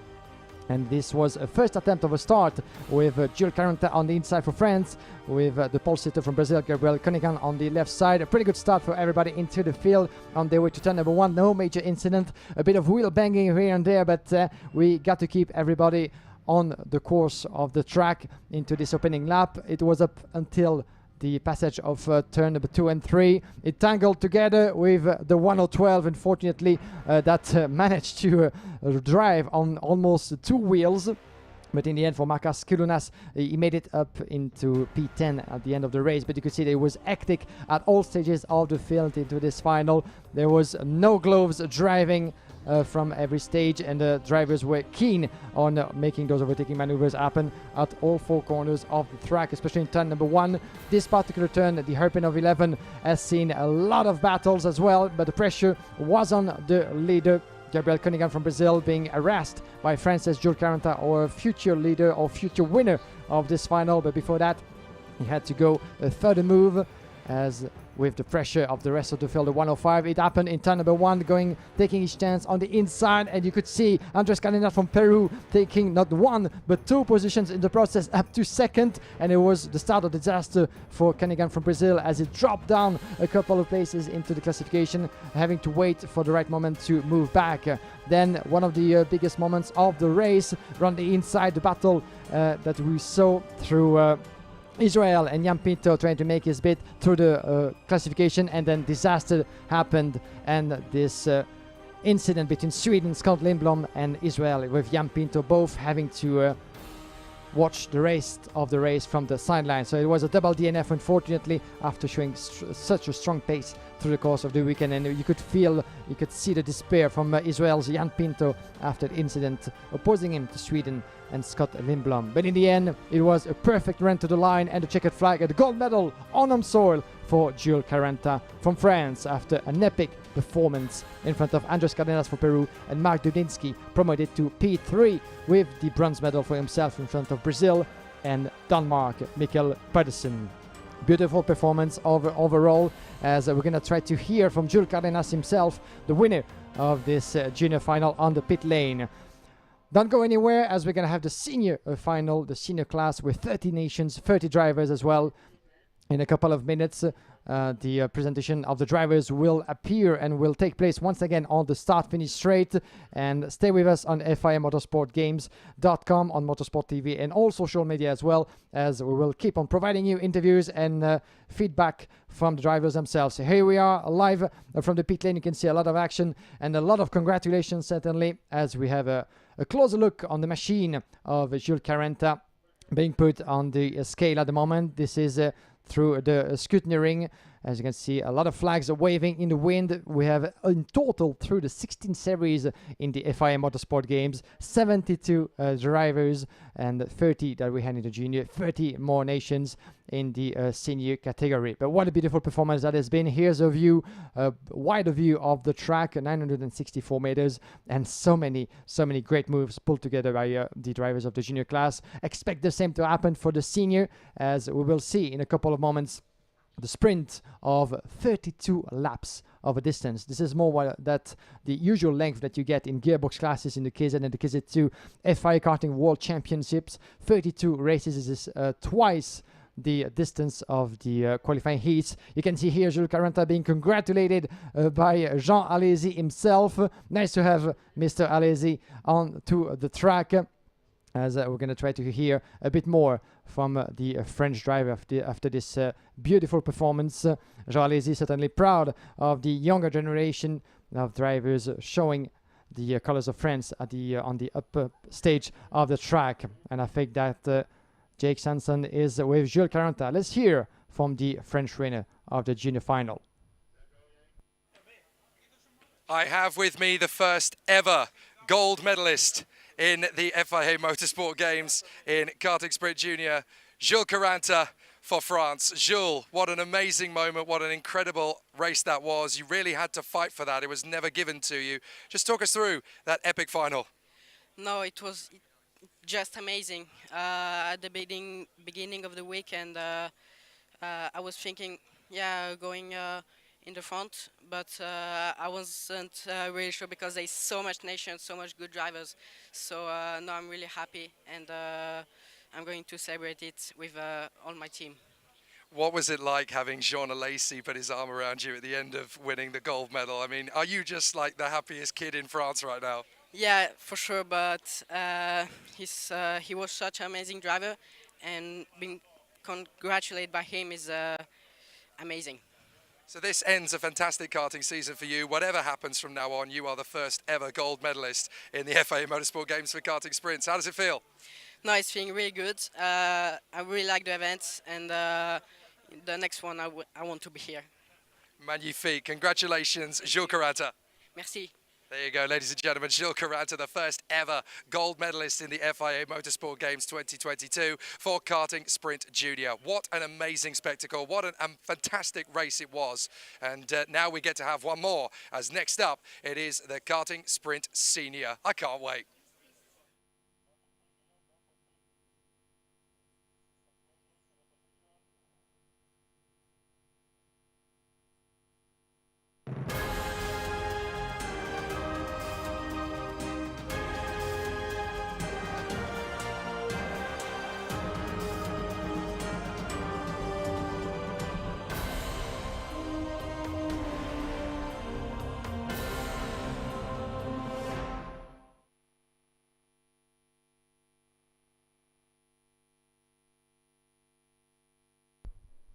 Thank you very much, Jake Sanson, for the interview with Jules Caranta. France is winning the junior final at the end of those beautiful and hectic 26 laps of racing. Don't go anywhere, as in just a few moments we're going to have the last and the most expected finals of them all, the senior category being into the action on track in just a few moments, as we're going to have 30 more drivers from 30 different nations ready to compete for glory. 3 medals up for grab. As for the juniors, we're going to have the gold, the silver and the bronze for the drivers. 32 laps to go through, 30 drivers onto the track, as they went through qualifying heats as well in the same system with the junior category. In the heats, Eli Goldstein and Nacho Tunan will be starting from pole position and the first row of the grid. We're going to go through the grid in just a few moments, but Belgium has had the upper hand in the qualifying heat so far, with Eli Goldstein winning 2 races out of 3. One that he finished in second on track, but he inherited the win after the penalty picked by his strongest and nearest rival from Sweden, Joel Bergström, and the last one he won fair and square on track. So that put him in pole position in front of Nacho Tunan and Joel Bergström in third place. So that's going to be a very, very interesting and intense battle between the likes of Belgium, Spain, Sweden and Germany, as well as Sri Lanka up in the mix with the young Jevan David that we have seen shining in the FIA Karting Championship and the Academy Trophy in 2021. So the drivers are making their way onto the track, as we're gonna see the full grid in just a moment, and hopefully some interviews as well with you, Jake Sanson, in just a moment. As you can see, the flags flying in the air at the moment. There's gonna be a great display of talents and great display of colors. Over to you, Jake. Well, as if we hadn't already had enough fun, now we get to do it all again for the Sprint Senior Final. 32 laps of the course are set to come, and it's time for another gold rush as we battle for the victory. It's going to be a fantastic situation, and here we are on the front row of the grid with Belgium and Spain ready to go for the gold medal in Sprint Senior. It's going to be a fantastic run for them. On the second row, Sweden and Germany. On the third row, Sri Lanka and Israel. On the fourth row, Chile and Hungary. On the fifth row, Lithuania and Estonia. On the sixth row, India and Austria. On the seventh row, Hong Kong, China and Slovakia. On the eighth row, Denmark and Brazil. On the ninth row, Kuwait and Poland. On the 10th row, Indonesia and Australia. On the 11th row, Venezuela and Ukraine. On the 12th row, Barbados and Malta. On the 13th row, Portugal and Chinese Taipei. On the 14th row, Nigeria and Mozambique. And on the final row, Costa Rica and Panama. What an incredible display of drivers down here on the starting grid, ready for the battle for the gold. Just an incredible spectacle. So before we get into the serious business of racing, there are a few drivers that I want to have a word with down here on the main starting straight. First and foremost, with the man in pole position, Eli. This is one of the toughest moments of your career so far. Pole position, having had such an incredible build up to this. Your grandfather sowed the seeds for the Goldstein family's reputation. This is your moment to step into the limelight. Yeah, I hope to bring the gold medal for Belgium. It's an amazing event here. Yeah, I want to do everything for my country, and we will see what happens. You have won pretty much everything there is to win at IAME racing level, both back home in Belgium and in Europe, as well as being top 5 in the world there. What would a gold medal mean to you to finish off the season? Yeah, it can be incredible for me. That's my main objective of the end of the season. Yeah, it's my first time, quite a first time in OK category, and I think it doesn't matter really much. IAME or OK is the same for me. Just keep driving and keep doing the best as I can, and yeah, I will do everything for the gold. Fantastic, good luck. Thank you. Eli Goldstein has a really, really strong chance here to get the second gold medal for Belgium in karting. It will be the third after their success in TCR earlier on, of course. Let's have a quick word with Nacho Tunan, who is there on the grid in second place for Spain. Nacho, Spain has had a really successful motorsport games in terms of medals, lots of silvers, lots of bronze. How do you feel about the chance to go for gold? Yeah, I will make my best. The goal is the principal objective. We will try to get it full push, and let's see how it's going. Fantastic. Good luck. Thank you. So I will obviously let Nacho have that opportunity to have a conversation with the officials, because they're having a little bit of a moment. They're going to discuss with each other. Let's just have a look at the 30 drivers. They come from so many different nations around the world. They have literally come from all 4 continents around all 4 corners of the globe, I should say, from North and South America, from the Caribbean, from the Middle East, from Europe, from Africa, from Asia, and from Australasia. These are such an incredible array of drivers, the best of the world's talents, and they are here to take on the ultimate prize in the FIA Motorsport Games for a kart racer, the senior sprint gold medal. What an opportunity. 32 grueling laps of this Circuit Paul Ricard to come, and the weight of expectation and the anticipation is overwhelming. This is one of the biggest days for the sport of karting, to go for a gold medal in the FIA Motorsport Games amongst the plethora and array of the other disciplines, which of course none of the drivers there would have actually reached had it not been for karting. It's very important to remember that all 20 drivers currently in Formula 1 started at this level of the sport.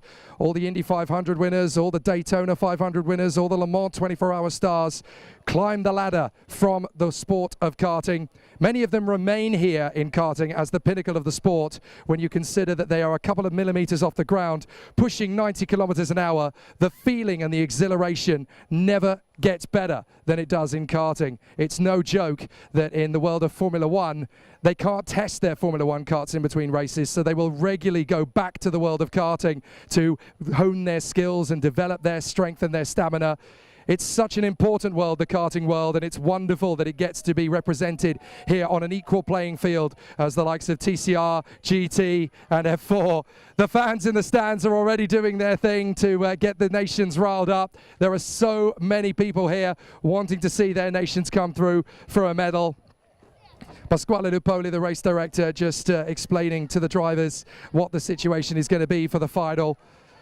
But there are so many interested supporters and spectators down here on the main straight getting ready for the big spectacle. This is going to be such a tough battle. I can't pick a winner. It is so close up at the front end of the field. Just on these first 2 rows, there are 4 drivers, all of whom deserve the chance to go for gold. Eli Goldstein for Belgium and Nacho Tunion for Spain, as well as Joel Bergström for Sweden and Max Schleimer for Germany.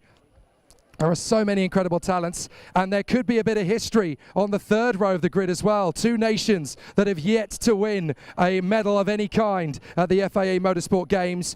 Today could be the day. Sri Lanka for Yavan David and Israel for Ariel Elkin. 2 world-class motorsport stars ready to take their place in history. There is Joel Bergström, the Swedish talent who won one of the heats yesterday and has a great chance from 3rd position on the grid, starting on the inside of the 2nd row.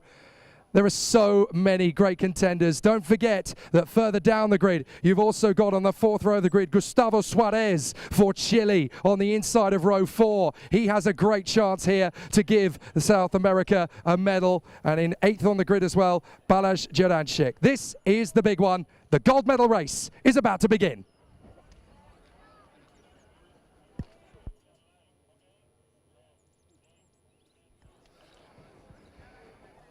What a fantastic spectacle awaits us here on the karting circuit Paul Ricard, just beside the main sports car circuit. We are ready in fantastic fashion for the FIA Motorsport Games Karting Sprint Senior. There could be a little bit of history made on this starting grid. Belgium and Spain find themselves on the front row of the grid, with Sweden and Germany on the 2nd row. But there is a whole host of nations that are flirting with their first medal in FIA Motorsport Games. From P5 on the grid, Sri Lanka, P6 on the grid, Israel, P7 on the grid, Chile, and P8 on the grid, Hungary. There are so many great opportunities in this field for some great battles out on the course. 32 laps of this phenomenal race circuit to come, and it's definitely going to be very intriguing to see how it plays out. Wow, I am so excited for this one. This particular race circuit has already given us plenty of excitement through the Motorsport Games. Belgium took the karting endurance gold yesterday, and just a few minutes ago, Jules Caranta of France gave the gold medal with the congratulations, the personal congratulations of Ferrari Formula One driver Jean Alesi from back in the day. This is a big one. There are so many nations that have the opportunity to get the top spot. And you have so much competition, even in the top 10 of this starting grid. Elie Goldstein, the grandson of the 5-time karting world champion Francois Goldstein, lines up in pole position. A great opportunity to add his name to the Karting Hall of Fame with this gold medal. Nacho Tunion, second on the grid for Spain. He has an amazing opportunity to give Spain their first gold. They've had plenty of silvers, plenty of bronzes. This is their chance to go for gold.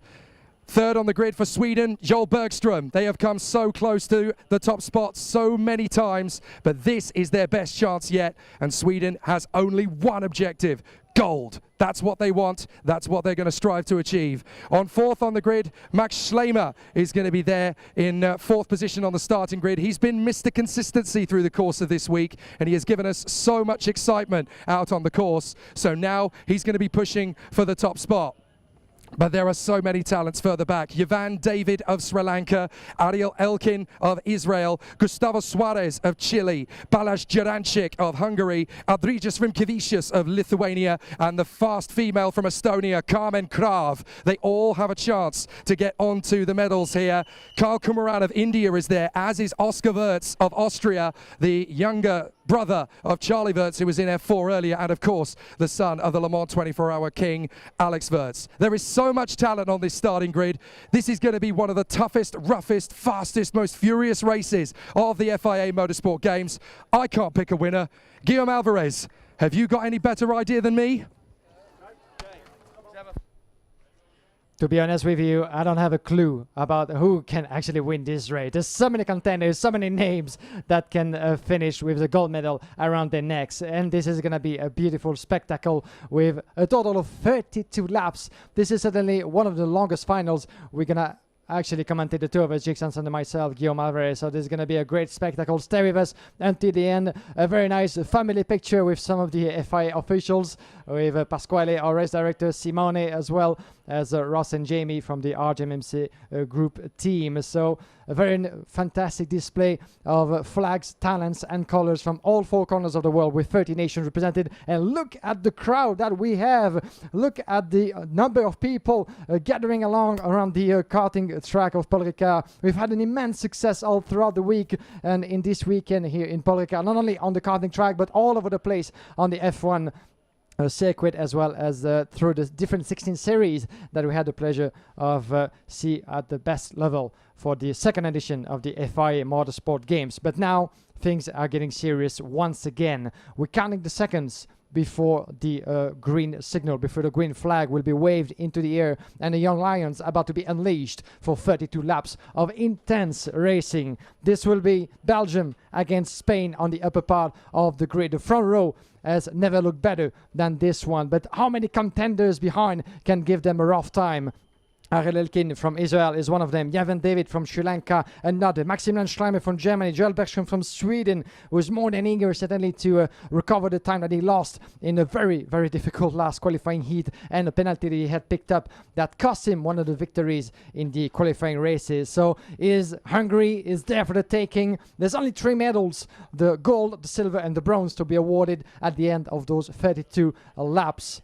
Only 3 people out of those 30 will get to step on the podium in the fan zone, in the heart of the action at the Olympics of Motorsport. 30 seconds left, my dear Jake. We're ready. Everybody's ready. If you are here with us, this is a good choice to follow with us the FIA Motorsport Games Senior Final of Karting. This is such a tough race to predict. This is not just about who starts on the front row of the grid, not just about who's tenacious in the middle of the gaggle up front, but also who can look after their tyres for those 32 laps, who can stay patient, who can stay positive, who can stay disciplined. This is about the toughest, roughest race you're going to see in the FIA Motorsport Games 2022. The Sprint Senior Final, the first ever for senior OK drivers at gold medal status in the FIA Motorsport Games. Bring it on! Belgium and Spain on the front row, Sweden and Germany, then Sri Lanka and Israel, Chile and Hungary, Lithuania and Estonia, India and Austria, then Hong Kong, China and Slovakia, Denmark and Brazil, Kuwait and Poland, Indonesia and Australia, then Venezuela alongside Ukraine, Barbados and Malta, Portugal and Chinese Taipei, Nigeria, Mozambique, Costa Rica and Panama. This is the one they've all been building up to. And for Ellie Goldstein and Nacho Tunion on the front row of the grid, not only do they expect, their nation expects. Bring it on. The decor is set, the actors are on track for the warm-up laps, and I do hope that you guys have a good position, have a good seat around the track or in front of your TV screen. Thank you once again for tuning in wherever you are in the world for the Olympics of Motorsport edition number 2. 3 years ago we were in Vallelunga in Italy, this time around for the first time in Marseille on the beautiful Paul Ricard complex. 3 tracks that we had this weekend, 72 nations, 16 series, and 4 only in car racing with the karting slalom, the karting endurance that crowned Belgium yesterday, and 2 sprint classes, the junior that we had just before and the senior, to conclude the show on a high. Who to pick the gold medal? Belgium has already won. Spain is certainly chasing after its first in karting. Nacho Tunion, Ellie Goldstein on the first row of the grid. 964 meters through 13 corners. That's the challenge, and all those drivers are certainly up for the task. One of them actually was quite late to the party, is trying to join the back end of the grid. Let's hope that he will be with us for the rolling start in just a few moments. That's the Nigerian Philip Ganna. Hopefully he'll be there in position from the start. Belgium versus Spain on the front row of the grid. This is the race for the gold medal. The FIA Motorsport Games Sprint Senior Karting Final. Are you ready? Let's go racing next time. Anticlimax. Always the way in karting. If it's a false start, they send them round again. I genuinely thought we were ready to go there, but with Philip Ganna out of position, the Nigerian, they want to give him the chance to get back into position, and so they'll go round one more time.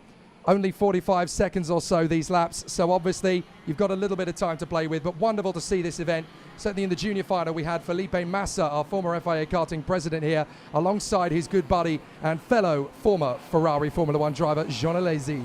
And we also have Mr. Stefan Rattel himself, the head of the SRO Motorsport Group, the man responsible for all this ever since the first edition of the FIA Motorsport Games, is here with us to follow on the sideline the final, and it's going to be an epic spectacle. Merci beaucoup, Monsieur Rattel. We are so grateful, not just for the plethora of the karting, but also for the Motorsport Games as a whole. What a fantastic event it has been. Time to fight for gold. Belgium versus Spain, Sweden, Germany, Sri Lanka, Israel, Chile, Hungary, Lithuania and Estonia giving chase. Jake Sanson and Guillaume Alvarez with you for this epic final. The race for the gold medal. Who's going to go for it? Let's find out. Here we go. Up to the first corner. A great start for Belgium. Sweden's going to get through to second position if they can just squeeze out Spain through turn 1. There's a spin already, and there's 2 karts in trouble right at the first bout. That is a problem already for Ukraine, and I think also in there for Venezuela. It's not Ukraine, my apologies, that is the 225. So that Ken Maloney from Barbados. Yeah, that's Barbados. And there's more problems further round. We've got 2 more karts involved. That is Australia for Eva Anagnostadius. And also there's 3 more karts involved. Goodness me, an absolute, there's more than 3. 6 in total, I think. There's about 6 or 7 karts down there. All sorts of drama. So Denmark has gone, Brazil, so too has Kuwait, Australia, Venezuela, Barbados, Portugal, Nigeria and Mozambique. What a disaster. So many drivers trying to get themselves back into the hunt as well. And that looks like Spain. Spain has gone. That's Nacho Tunion from the front row of the grid. Yellow flags around the course. But Nacho Tunion, the chance of a gold medal for Spain, extinguishes at the bottom end of the circuit. And it looks as though Sweden is down there as well. Sweden and Spain have both gone. Massive, massive drama in this final. And look who's in second behind Belgium. It's Sri Lanka with Yvan David in second place ahead of Israel's Ariel Elkin. Oh my goodness, this race just went nuclear. Goodness me, they're going to give us a heart attack by the end of the final, but it's getting out of hand. The 210 as well on your picture. The list is endless actually about the drivers having to retire. We have not even completed the first 2 laps of this race. Full course yellow on the track. The time for the marshals to remove all the cart and unfortunate drivers. But what a ton of event. Pretty much all the rivals of Belgium are out of this race, promoting Sri Lanka and Ariel Elkin from Israel up into 2nd and 3rd. But what on earth happened between Sweden and Spain? Joel Bergström and Nacho Chinan are out of this race. They were the strongest contenders. They had all the chances to give a hard time to Belgium and Ellie Goldstein, but they're gonna have none chance at all in the end. Well, we started this race with 30 karts. We now have 19 still running, would you believe? Christian Boucher of Mozambique is gone. Philip Gunner of Nigeria. Francisca Queiroz of Portugal. She was looking good for a decent result. Callum Maloney, the younger brother of Zayn from Barbados, sadly out. Andres Adilas of Venezuela is out. Ava Anagnostiadis of Australia is out. Fahad Al-Khaled of Kuwait is out. Joao Maranhão of Brazil is out. Valdemar Agerholm of Denmark is out. And we're looking at it again on the stream. As you can see, Tunion and Bergström, Spain and Sweden out as well. 2 of the favourites for the gold medal. Sadly, their dream ends in tatters on the sidelines as we get ready for another yellow flag lap. We're not quite cleaned up yet. This is going to give a bit of an advantage to the leaders up front because they won't have to look after the tyres for as long. But in terms of the drama, we seem to have lost Oscar Wirtz. The Austrian Oscar Wirtz is gone as well. What on earth is happening in this final? This is driver number 12 that we're about to lose after not even 3 laps completed. This must be the most difficult start of a final that we have ever seen, with up to 12 drivers out of contention before the first 4 laps completed out of 32. Massive ton of event and crashes are happening all over the place. My goodness me, as some of the contenders are out of this race already. We're still under full course yellow conditions as we speak now. Let's see what happened. This is the start, as you can see at the back end of the grid. Some of the drivers got tangled and one is spinning on the inside. That's the start of chaos with a couple of drivers, 2 of them compromised at the first corner, and then it happened in turn number 2 and 3 that up to 7 drivers were involved in the same tussle. Yeah, that's where we lost Barbados and Venezuela, but by the time we came round turn 3 there was already another 7 of them out on the spot, and then we lost Spain and Sweden in a collision, and now we seem to have lost the Austrian Oscar Wirtz as well. We've only got 18 of the 30 starters left, and this is lap 5 of 32. My goodness me, this is going to be a bit of a demolition derby if we're not careful. But the quality of the drivers up at the front end should more than make up for it. You've got Belgium still leading the way for Ellie Goldstein, Sri Lanka in 2nd for Yvan David, Ariel Elkin in 3rd for Israel. 2 nations there, by the way, Sri Lanka and Israel, that have yet to score a medal in the FIA Motorsport Games. Cometh the hour, cometh the men, as Goldstein backs them up. I think we're going to go racing this time. He gets on the throttle out of the final turn, and it's green at Paul Ricard. We are racing once again here in the final. And up to the first corner immediately. Israel goes for 2nd. Lovely move. Up into P2 past Sri Lanka. And this is their best chance yet, Israel, of a gold medal. Elkin can sense it. He can feel it. And he knows it's coming. Game on.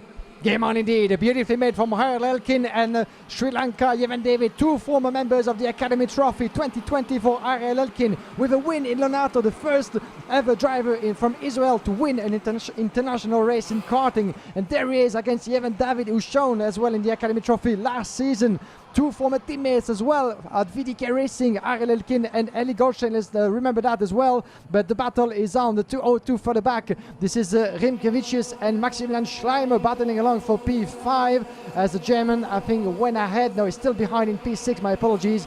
Carmen Krav in 7 from Estonia. Then we have Hungary, as well as Capo Yu in 9th place, and 10th position is Matis Borek at the moment. But Ariel Elkin from Israel had the right move. He didn't wait any longer. As soon as the green flag was waving, he went for the attack on turn number 1, and this is certainly the best choice he's made, because look at him actually getting close to the lead. I can see all 3 of these guys making their way to the medal ceremony later. They might not get caught by the rest of the field here. A fantastic charge forward. Meanwhile, you've got Chile in 4th place for Suarez. Germany are in 5th for Schleimer. 6th is Lithuania for Rimkevicius. And then in 7th place, it is the talented Estonian lady, Carmen Krav. She's been given a gift-wrapped opportunity here to go for the top 5, and she's taking it. And up to 8th place comes Yuka Po of Hong Kong, China. He's come through into 8th place. Joranchik is still there in 9th for Hungary, and then it is the Slovakian Matis Borek who is there in 10th position. So a great charge forward, but Yvan David now sets the fastest lap from the Salon Motorsports Club. He is pushing all the way for Sri Lanka. The big opportunity for his nation. He is a bit of a sensation out there in Sri Lanka. The first major international motorsport star. He's already been lighting it up in the last couple of seasons in international karting, but he is staring a medal in the face. He said to me before the start of this race, he said, I'm going to get a medal. I don't even know how it's going to happen, but I'm getting a medal. I will not finish this race until I cross the line in the top 3 with a medal. It's going to happen. And he clearly knew exactly what was coming. Let's see what's going to happen as well. We have a second wagon full of battles and expectation. The 204 on your picture. This is Andrius Rimkevičius, indeed, from Lithuania, battling along in P6. Ariel Elkin from Israel, putting out the fastest lap out there in 44.3. He's trying to get close to the rest of the field, trying to put the pressure on your leader, Eli Goldstein from Belgium. And you can see he was able to put himself a bit of a gap. 4/10, there's pretty much nothing actually, but Elkin from Israel is having to defend as well against Yevon David from Sri Lanka. Those two are going to give us one heck of a battle for the next few laps. You can see Elkin watching over his shoulder. Watch out on the way to turn number 1. Both carrying a good momentum into the first sector. Not quite able for Yevon David to make his move, but we have seen plenty of actions in different sectors, in different corners. Turn number 10, turn number 11 and 12 on the last part of the track at those spots to keep an eye on. And it's fair to say that Goldstein is right now responding to the fastest lap of Ariel Elkin, and he's pulling away just a tiny bit up close to 0.6 of a second now. He's taking advantage clearly of the situation that we have with Ariel Elkin having to go defensive against Yevon David. As we have That's Gustavo Suarez. Gustavo Suarez in 5th place for Chile. He's got a technical flag.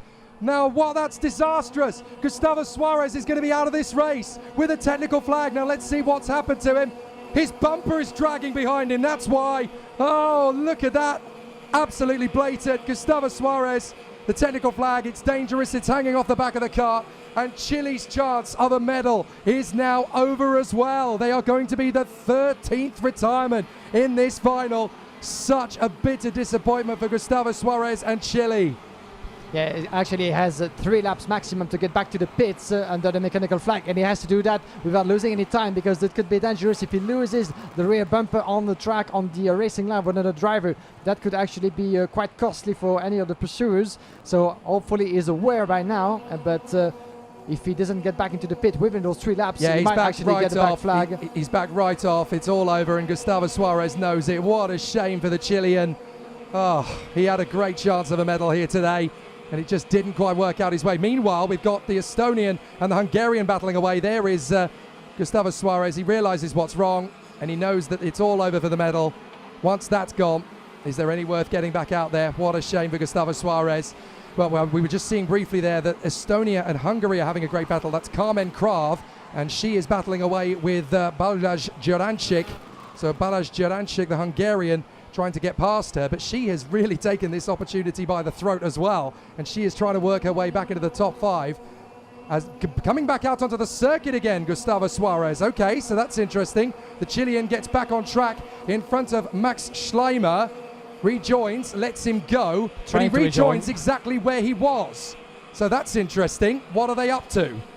Yeah, what are they up to? Let's see what's going to happen with him. But at least we could understand easily that at such a early point in the race, we have almost 20 laps left to the checkered flag, and he's certainly more than willing to give himself a bit more track time and he's letting everybody finishing his weekend as high as he can expect. But he's letting everybody go. This isn't malicious. This isn't trying to get revenge on anybody. He just wants to get out there and race. He wants to finish the job. Fair play to him. That's good sportsmanship and good spirit of competition from Gustavo Suarez. He rejoins, but he does not impede anybody. He lets them all go, and he's just going to run his own race and get out there and finish for the pride of Chile. Fair play to him. That's the spirit of competition shown glaring in the public eye here on the FIA Motorsport Games. What a fantastic competitor. Now, if I'm Yevon David, I'm sitting right in behind the Israeli Ariel Elkin and letting him do the hard work for the next 10 laps, because you don't want to spend too long dicing and racing with your competitor. You're going to lose ground to the leader. If I'm Yevon David, he's going to go for it. David's going to go for it on the inside. He's going to get back alongside, and they actually bang wheels. So Israel and Sri Lanka dueling for second position.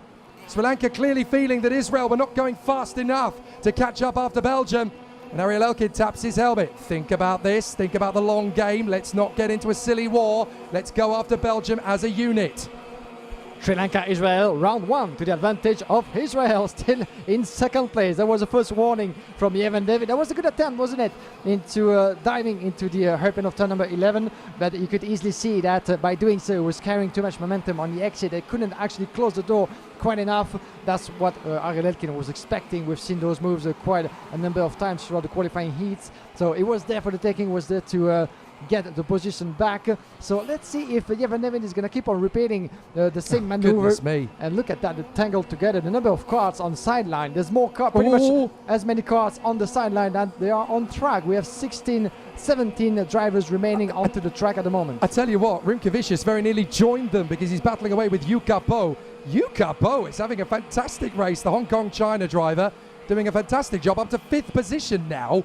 So Yu Kapo, who has been there or thereabouts in the lower end of the midfield, he's not really put on much of a show so far this week, but in the final, he's doing a terrific job. Yu Kapo now finds himself in 5th place in front of Adrijas Rimkevicius of Lithuania.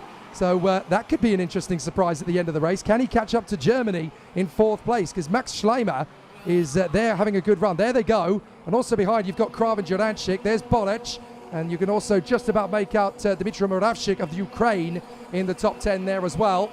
Here's the battle for 5th. There's Yu Kapo in front of Rimkevicius, and then Kraven Jurancic. 9th is Bolec, and 10th is Muravchik in front of Adrian Labuda. But the battle for 2nd place, the battle for silver, could well become the battle for gold if they just team up and work together. We are halfway through this sprint senior final in the 2022 FIA Motorsport Games at Paul Ricard. 16 laps down out of 32 indeed, and good to see indeed Yu Kapo from Hong Kong, China, making his way up to 5th, having climbed 8th position. Around the inside goes the 218, beautifully made. And this is further back in the classification, isn't it? No, they've done it again. They've swapped positions again. This is Israel and Sri Lanka. They've done it again and swapped positions for the 2nd time. And yet again, Israel manages to retaliate to Sri Lanka. So this is a fascinating duel between these two. Twice now, Yevon David has made that bid into turn 11. And on the consecutive corner, turn 12, Ariel Elkin is able to steal it back again. This is a fascinating duel, and what an amazing podium this is going to be if it ends like this. Goldstein will follow in his grandfather's footsteps to claim an FIA title and a gold medal in the FIA Motorsport Games. The first time that a karting sprint senior category for OK drivers has ever been held in his first ever OK senior appearance. The last time he drove OK was in juniors back in 2017. So an amazing opportunity for Eli Goldstein, the 19-year-old Belgian, to give them a gold medal. They only got their first gold medal in the FIA Motorsport Games yesterday with the endurance team made up of Antoine Mollet, Jeremy Pecklers, Sita van Meert, and of course Maxime Drion. Thank you. It's been a long weekend. But now there's going to be a big challenge for the drivers further back. There's still a lot of battles. This is Estonia versus Hungary for 7th. This is Carmen Krav, and she is driving beautifully up against Balazs Jurancic. And Jurancic just can't quite get close enough to her. She really has put on a show here, Carmen Krav. Again, 3rd time of asking for Sri Lanka, and this time he's through. This time Sri Lanka gets in a 2nd place past Israel. So now the battle rages for silver, but for the 3rd time of asking, it's Yevon David who makes the move and makes it stick. Sri Lanka now have the silver. Round number 3 at the advantage of Sri Lanka this time around. It was a bit of a dilemma, wasn't it? We had a temptation to find and to keep on looking to the other battles, as we're going to see the move once again. Beautifully made around the inside of turn number 11. And this is a move from Yevon David from Sri Lanka. He was able to shut that door and prevent any overtaking from Ariel Elkin from Israel, because that's what we've seen happening in the first 2 attempts. But this time around, Sri Lanka is up a place. It's all down to Ariel Elkin to try and tight bid again in the same sector, potentially, if he's able to carry enough momentum on the fast start-finish straight on the way to turn number 1. That maybe an open door coming his way right now, but not quite enough at this time of speaking. This is 20 laps down, 12 remaining on the course.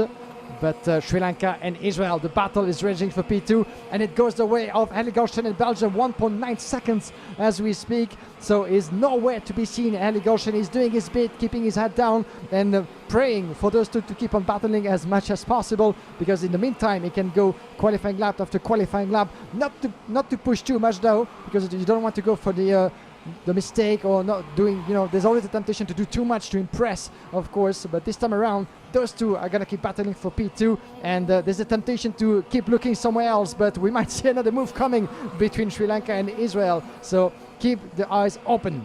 But I tell you what, everybody back home in Colombo and Tel Aviv are going to be on the edge of their seats right now. That's all the seat you're going to need for the end of this final. We've got a battle going on down the straight. That's Poland versus Costa Rica. Costa Rica trying to bounce back into this one, having almost run off the road completely at the start. A good comeback actually for Gabriel Kawa. He was there at the first corner having problems with Barbados and has managed to get himself back into the mix here and is now battling for 12th with Poland's Adrian Labuda. So a great little battle here towards the end of it, but there are 11 laps to go. Goldstein has 1.9 seconds. Everybody back home in Sri Lanka is going to be delighted with this boy. There are 22.1 million people in Sri Lanka. They'll all be jubilant. And here comes the move. It's a nice one from Labuda to defend, but Kawa's got him. Costa Rica gets through past Poland. A great duel, and Gabriel Kawa gets it. Yeah, beautifully made indeed. On the outside of turn number 13, all he has to do is to keep a steady line and shut all the doors, keep him at bay as long as possible. But Goldstein, in the meantime, 1.8 seconds. Yevan David and Ariel Elkin, Sri Lanka in front of Israel. The 204 on your picture.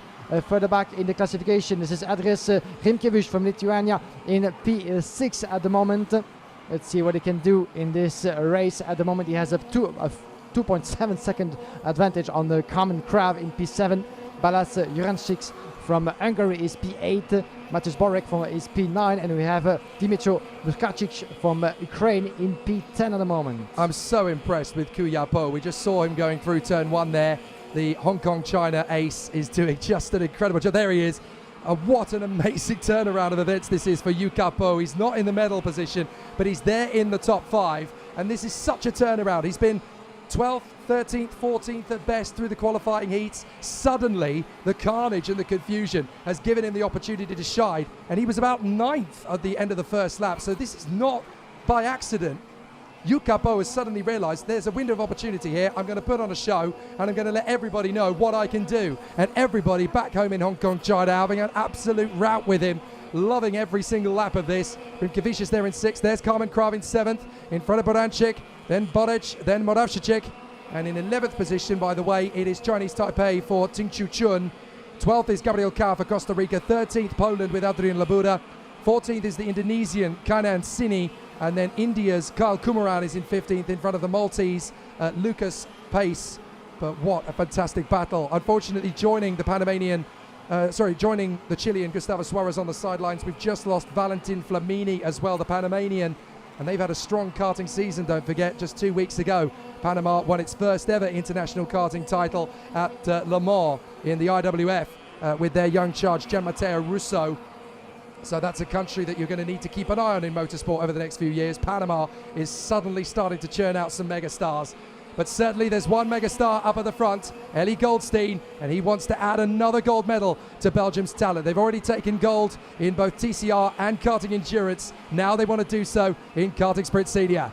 And they've had a silver medal as well in one of the other series in karting slalom, and a bronze medal in the autocar, in the cross car junior. So a good collection of results and achievement for Belgium. And one more to come with Ellie Goldstein. If he keeps it steady, he keeps its head down. 1.5 seconds and still less than 6 laps to go before a checkered flag. Talking briefly about some of the nations that we don't get to see quite often competing at this level. From Barbados, we had Maloney, the brother of Zane Maloney, Callum Maloney, that unfortunately had to retire quite early into this final. But Callum Maloney is the brother of Zane Maloney that used to be competing in the FIA Karting Championship with FIA Motorsport. You might remember his name as the results and the achievement he's been putting for the past few years. Is the vice champion of F3 after showing wonders as well in F4 and Formula Regional, and on his way potentially to Formula 2, and is here this weekend giving support to his brother. So always nice, as we said, to see former drivers coming back to karting and giving support. I'm reliably informed that the TCR Gold hasn't been decided yet. That was the qualifying race that Gilles Magnus got the victory in, so he's got that gold medal to come. But obviously Vantor has just taken pole position for the GT Sprint Gold as well. So this could be an absolute clean sweep of so many events. And Belgium has just scored a silver as well in the karting slalom, by the way. Team Germany picking up the gold for Sebastian Romberg and Annika Spielberger, ahead of Belgium for Romy de Groot and Dario Pemov, with Poland picking up the bronze. That's Emilia Ursula Rotko and Karol Kroll. So great performances from them in karting slalom. So Belgium could be about to get 3 medals out of 4 here in karting. What an amazing performance it's been from them. Karting endurance went their way yesterday, of course, for Maxime Trion, Jeremy Peklers, Sita van Meert, and of course their 4th man in. You're going to help me again. Antoine Mollet. I will get all 4 of them in one sitting. I will, before the end of this weekend. But Sri Lanka and Israel are about to make history here in 2nd and 3rd with 4 laps to go, as they could get their nation's first ever FIA Motorsport Games medals.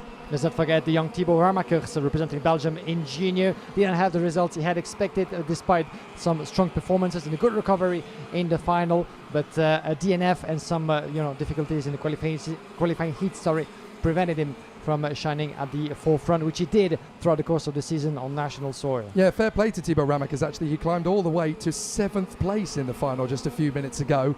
Considering he started back in 22nd, I don't think you're going to see many drives as good as that in the FIA Motorsport Games, although of course Ting Chu Chun and Gabriel Kawa have made up 15 places each in this race as well. So great performances. Ariel Elkin, the young man from Tel Aviv in Israel, having had a fantastic karting journey over these last 4 seasons. He went from an absolute no-name. Nobody knew who he was. Nobody knew what he could do. And he has since gone to represent his country in the Academy Trophy, won the final round at Lonato in 2020. He has since made switches to the VDK squad last year and to the TB Kart squad this year, and he races everything. He races senior, he races Ayami, he races gearbox. This man is one of the stars of world karting. He could rewrite history, this man, in the next few years. He could win multiple world and European titles for years to come, and I have a feeling that Ariel Elkin definitely has a massive future in motorsport, whether it's in karting or cars. Yavan David of Sri Lanka doing a magnificent job as well in 2nd place. Sri Lanka's first motorsport megastar. 22.1 million people back home in Sri Lanka are going to be ecstatic. But the man in the lead, Ellie Goldstein, rewriting the family legacy again. And knowing Ariel Elkin as we do, the bronze medal tastes good, but not as good certainly as silver. He has only 3 little tenths of a second of gap behind Yavan David, so I'm pretty sure it's not quite over yet. We're getting the checkered flag in just a few moments for Ellie Goldstein, but could the battle for P2 and the silver medal could be put on its head once again? The final lap we're entering right now, ladies and gentlemen, 1.3 seconds. That should be enough for Ellie Goldstein and Belgium to seal the deal and claim their first ever gold medal in the sprint final for the senior category. Yavan David and Elkin, Sri Lanka in front of Israel. The last bit of a battle for the last few corners of what has been an ecstatic final. Despite losing so many drivers, the battle up front has been immense. This is going to be one of the most joyful podiums in motorsport history. Through the final section, Ellie Goldstein is about to make it 2 golds for Belgium in karting in 2022 in the FIA Motorsport Games. It's gold for Belgium! Ellie Goldstein wins the gold here at Paul Ricard in the 22 FIA Motorsport Games. He wins gold in sprint senior. Sri Lanka takes silver. Israel takes bronze. History is made for 3 brilliant nations. Belgium gold again. Sri Lanka and Israel make history, their first ever medals in the FIA Motorsport Games for the superstars Yavan David and Ariel Elkin. But it's joy, unblemished, untamed, superlative joy and ecstatic scenes coming the way of Ellie Goldstein for Belgium. What a result! What a beautiful result that is. It makes me feel like singing once again the Belgian anthem, but I won't do that this time around. For your ears, that's better. But congratulations to Ellie Goldstein and Belgium sealing the deal once again. Another gold medal after yesterday's endurance race during 4 hours. Now, Goldstein wins the sprint race after 32 laps of pure domination in front of Yavan David from Sri Lanka and Ariel Elkin from Israel. Here's the classification in full. Goldstein, Yavan David, Ariel Elkin, your gold, silver and bronze medal winners at the end of the sprint senior final. 4th place, 2.7 seconds down, is Maximilian Schlemmer from Germany. Then we have Yu Capo from Hong Kong, China.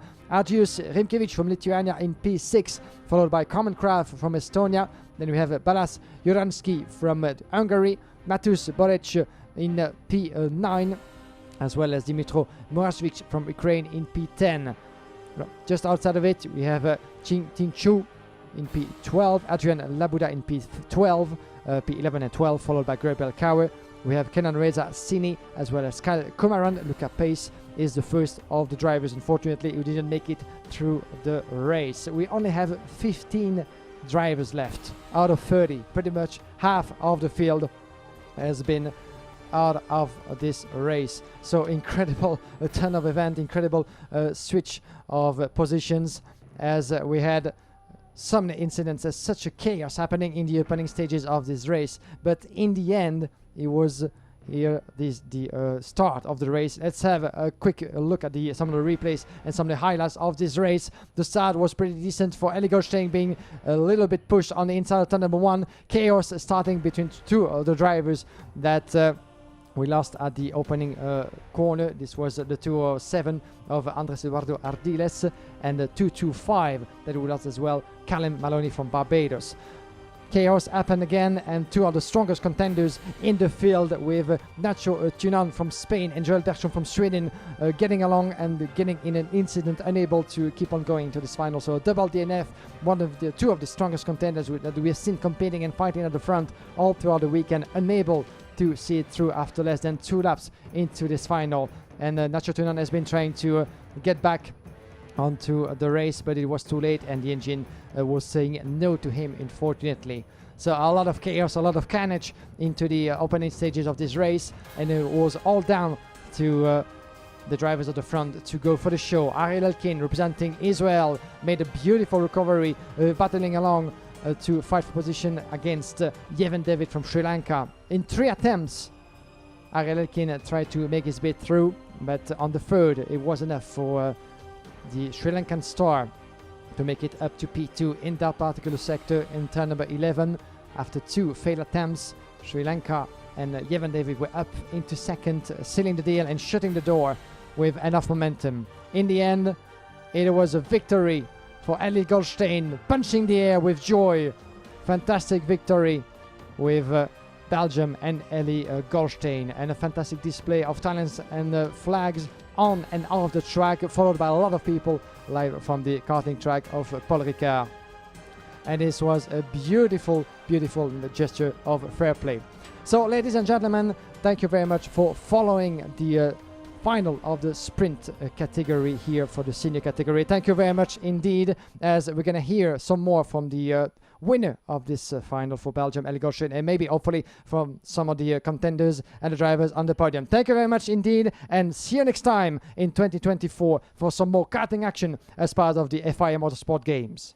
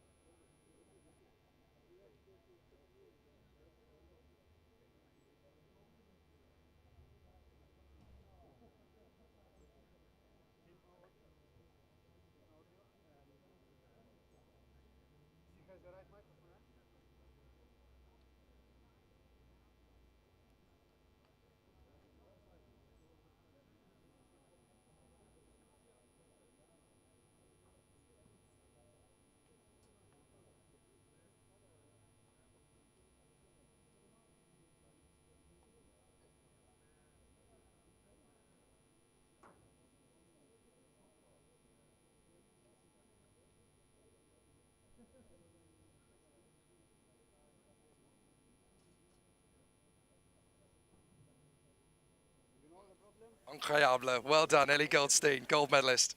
Thank you very much. Fantastic, absolutely amazing to Ellie Goldstein. So a fabulous performance from him. We're going to see if we can grab a word with a couple more of our medalists. Let's get Yavan David in after finishing in second position for Sri Lanka. Historic moment, a historic achievement for Yavan David. Yavan, what an incredible final. You said coming into this one, I'm getting a medal. There's no two ways about this. You managed to get one, and it's a silver. How amazing is that?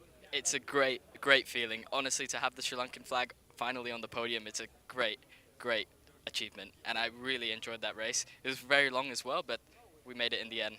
And ever since you came into senior at the beginning of last year, there's been so many frustrations. It's been a tough run. You've had to really work at it. So much bad luck, so many misfortunes. Now you've come to the biggest spectacle, the FIA Motorsport Games, and you've given Sri Lanka a silver. I mean, you must be on top of the world right now. It's been a very up and down year, and this is my final race of the year in Europe this year, and to end like this is absolutely incredible. I'm so happy, and this pays off for all the hard work that's done this year.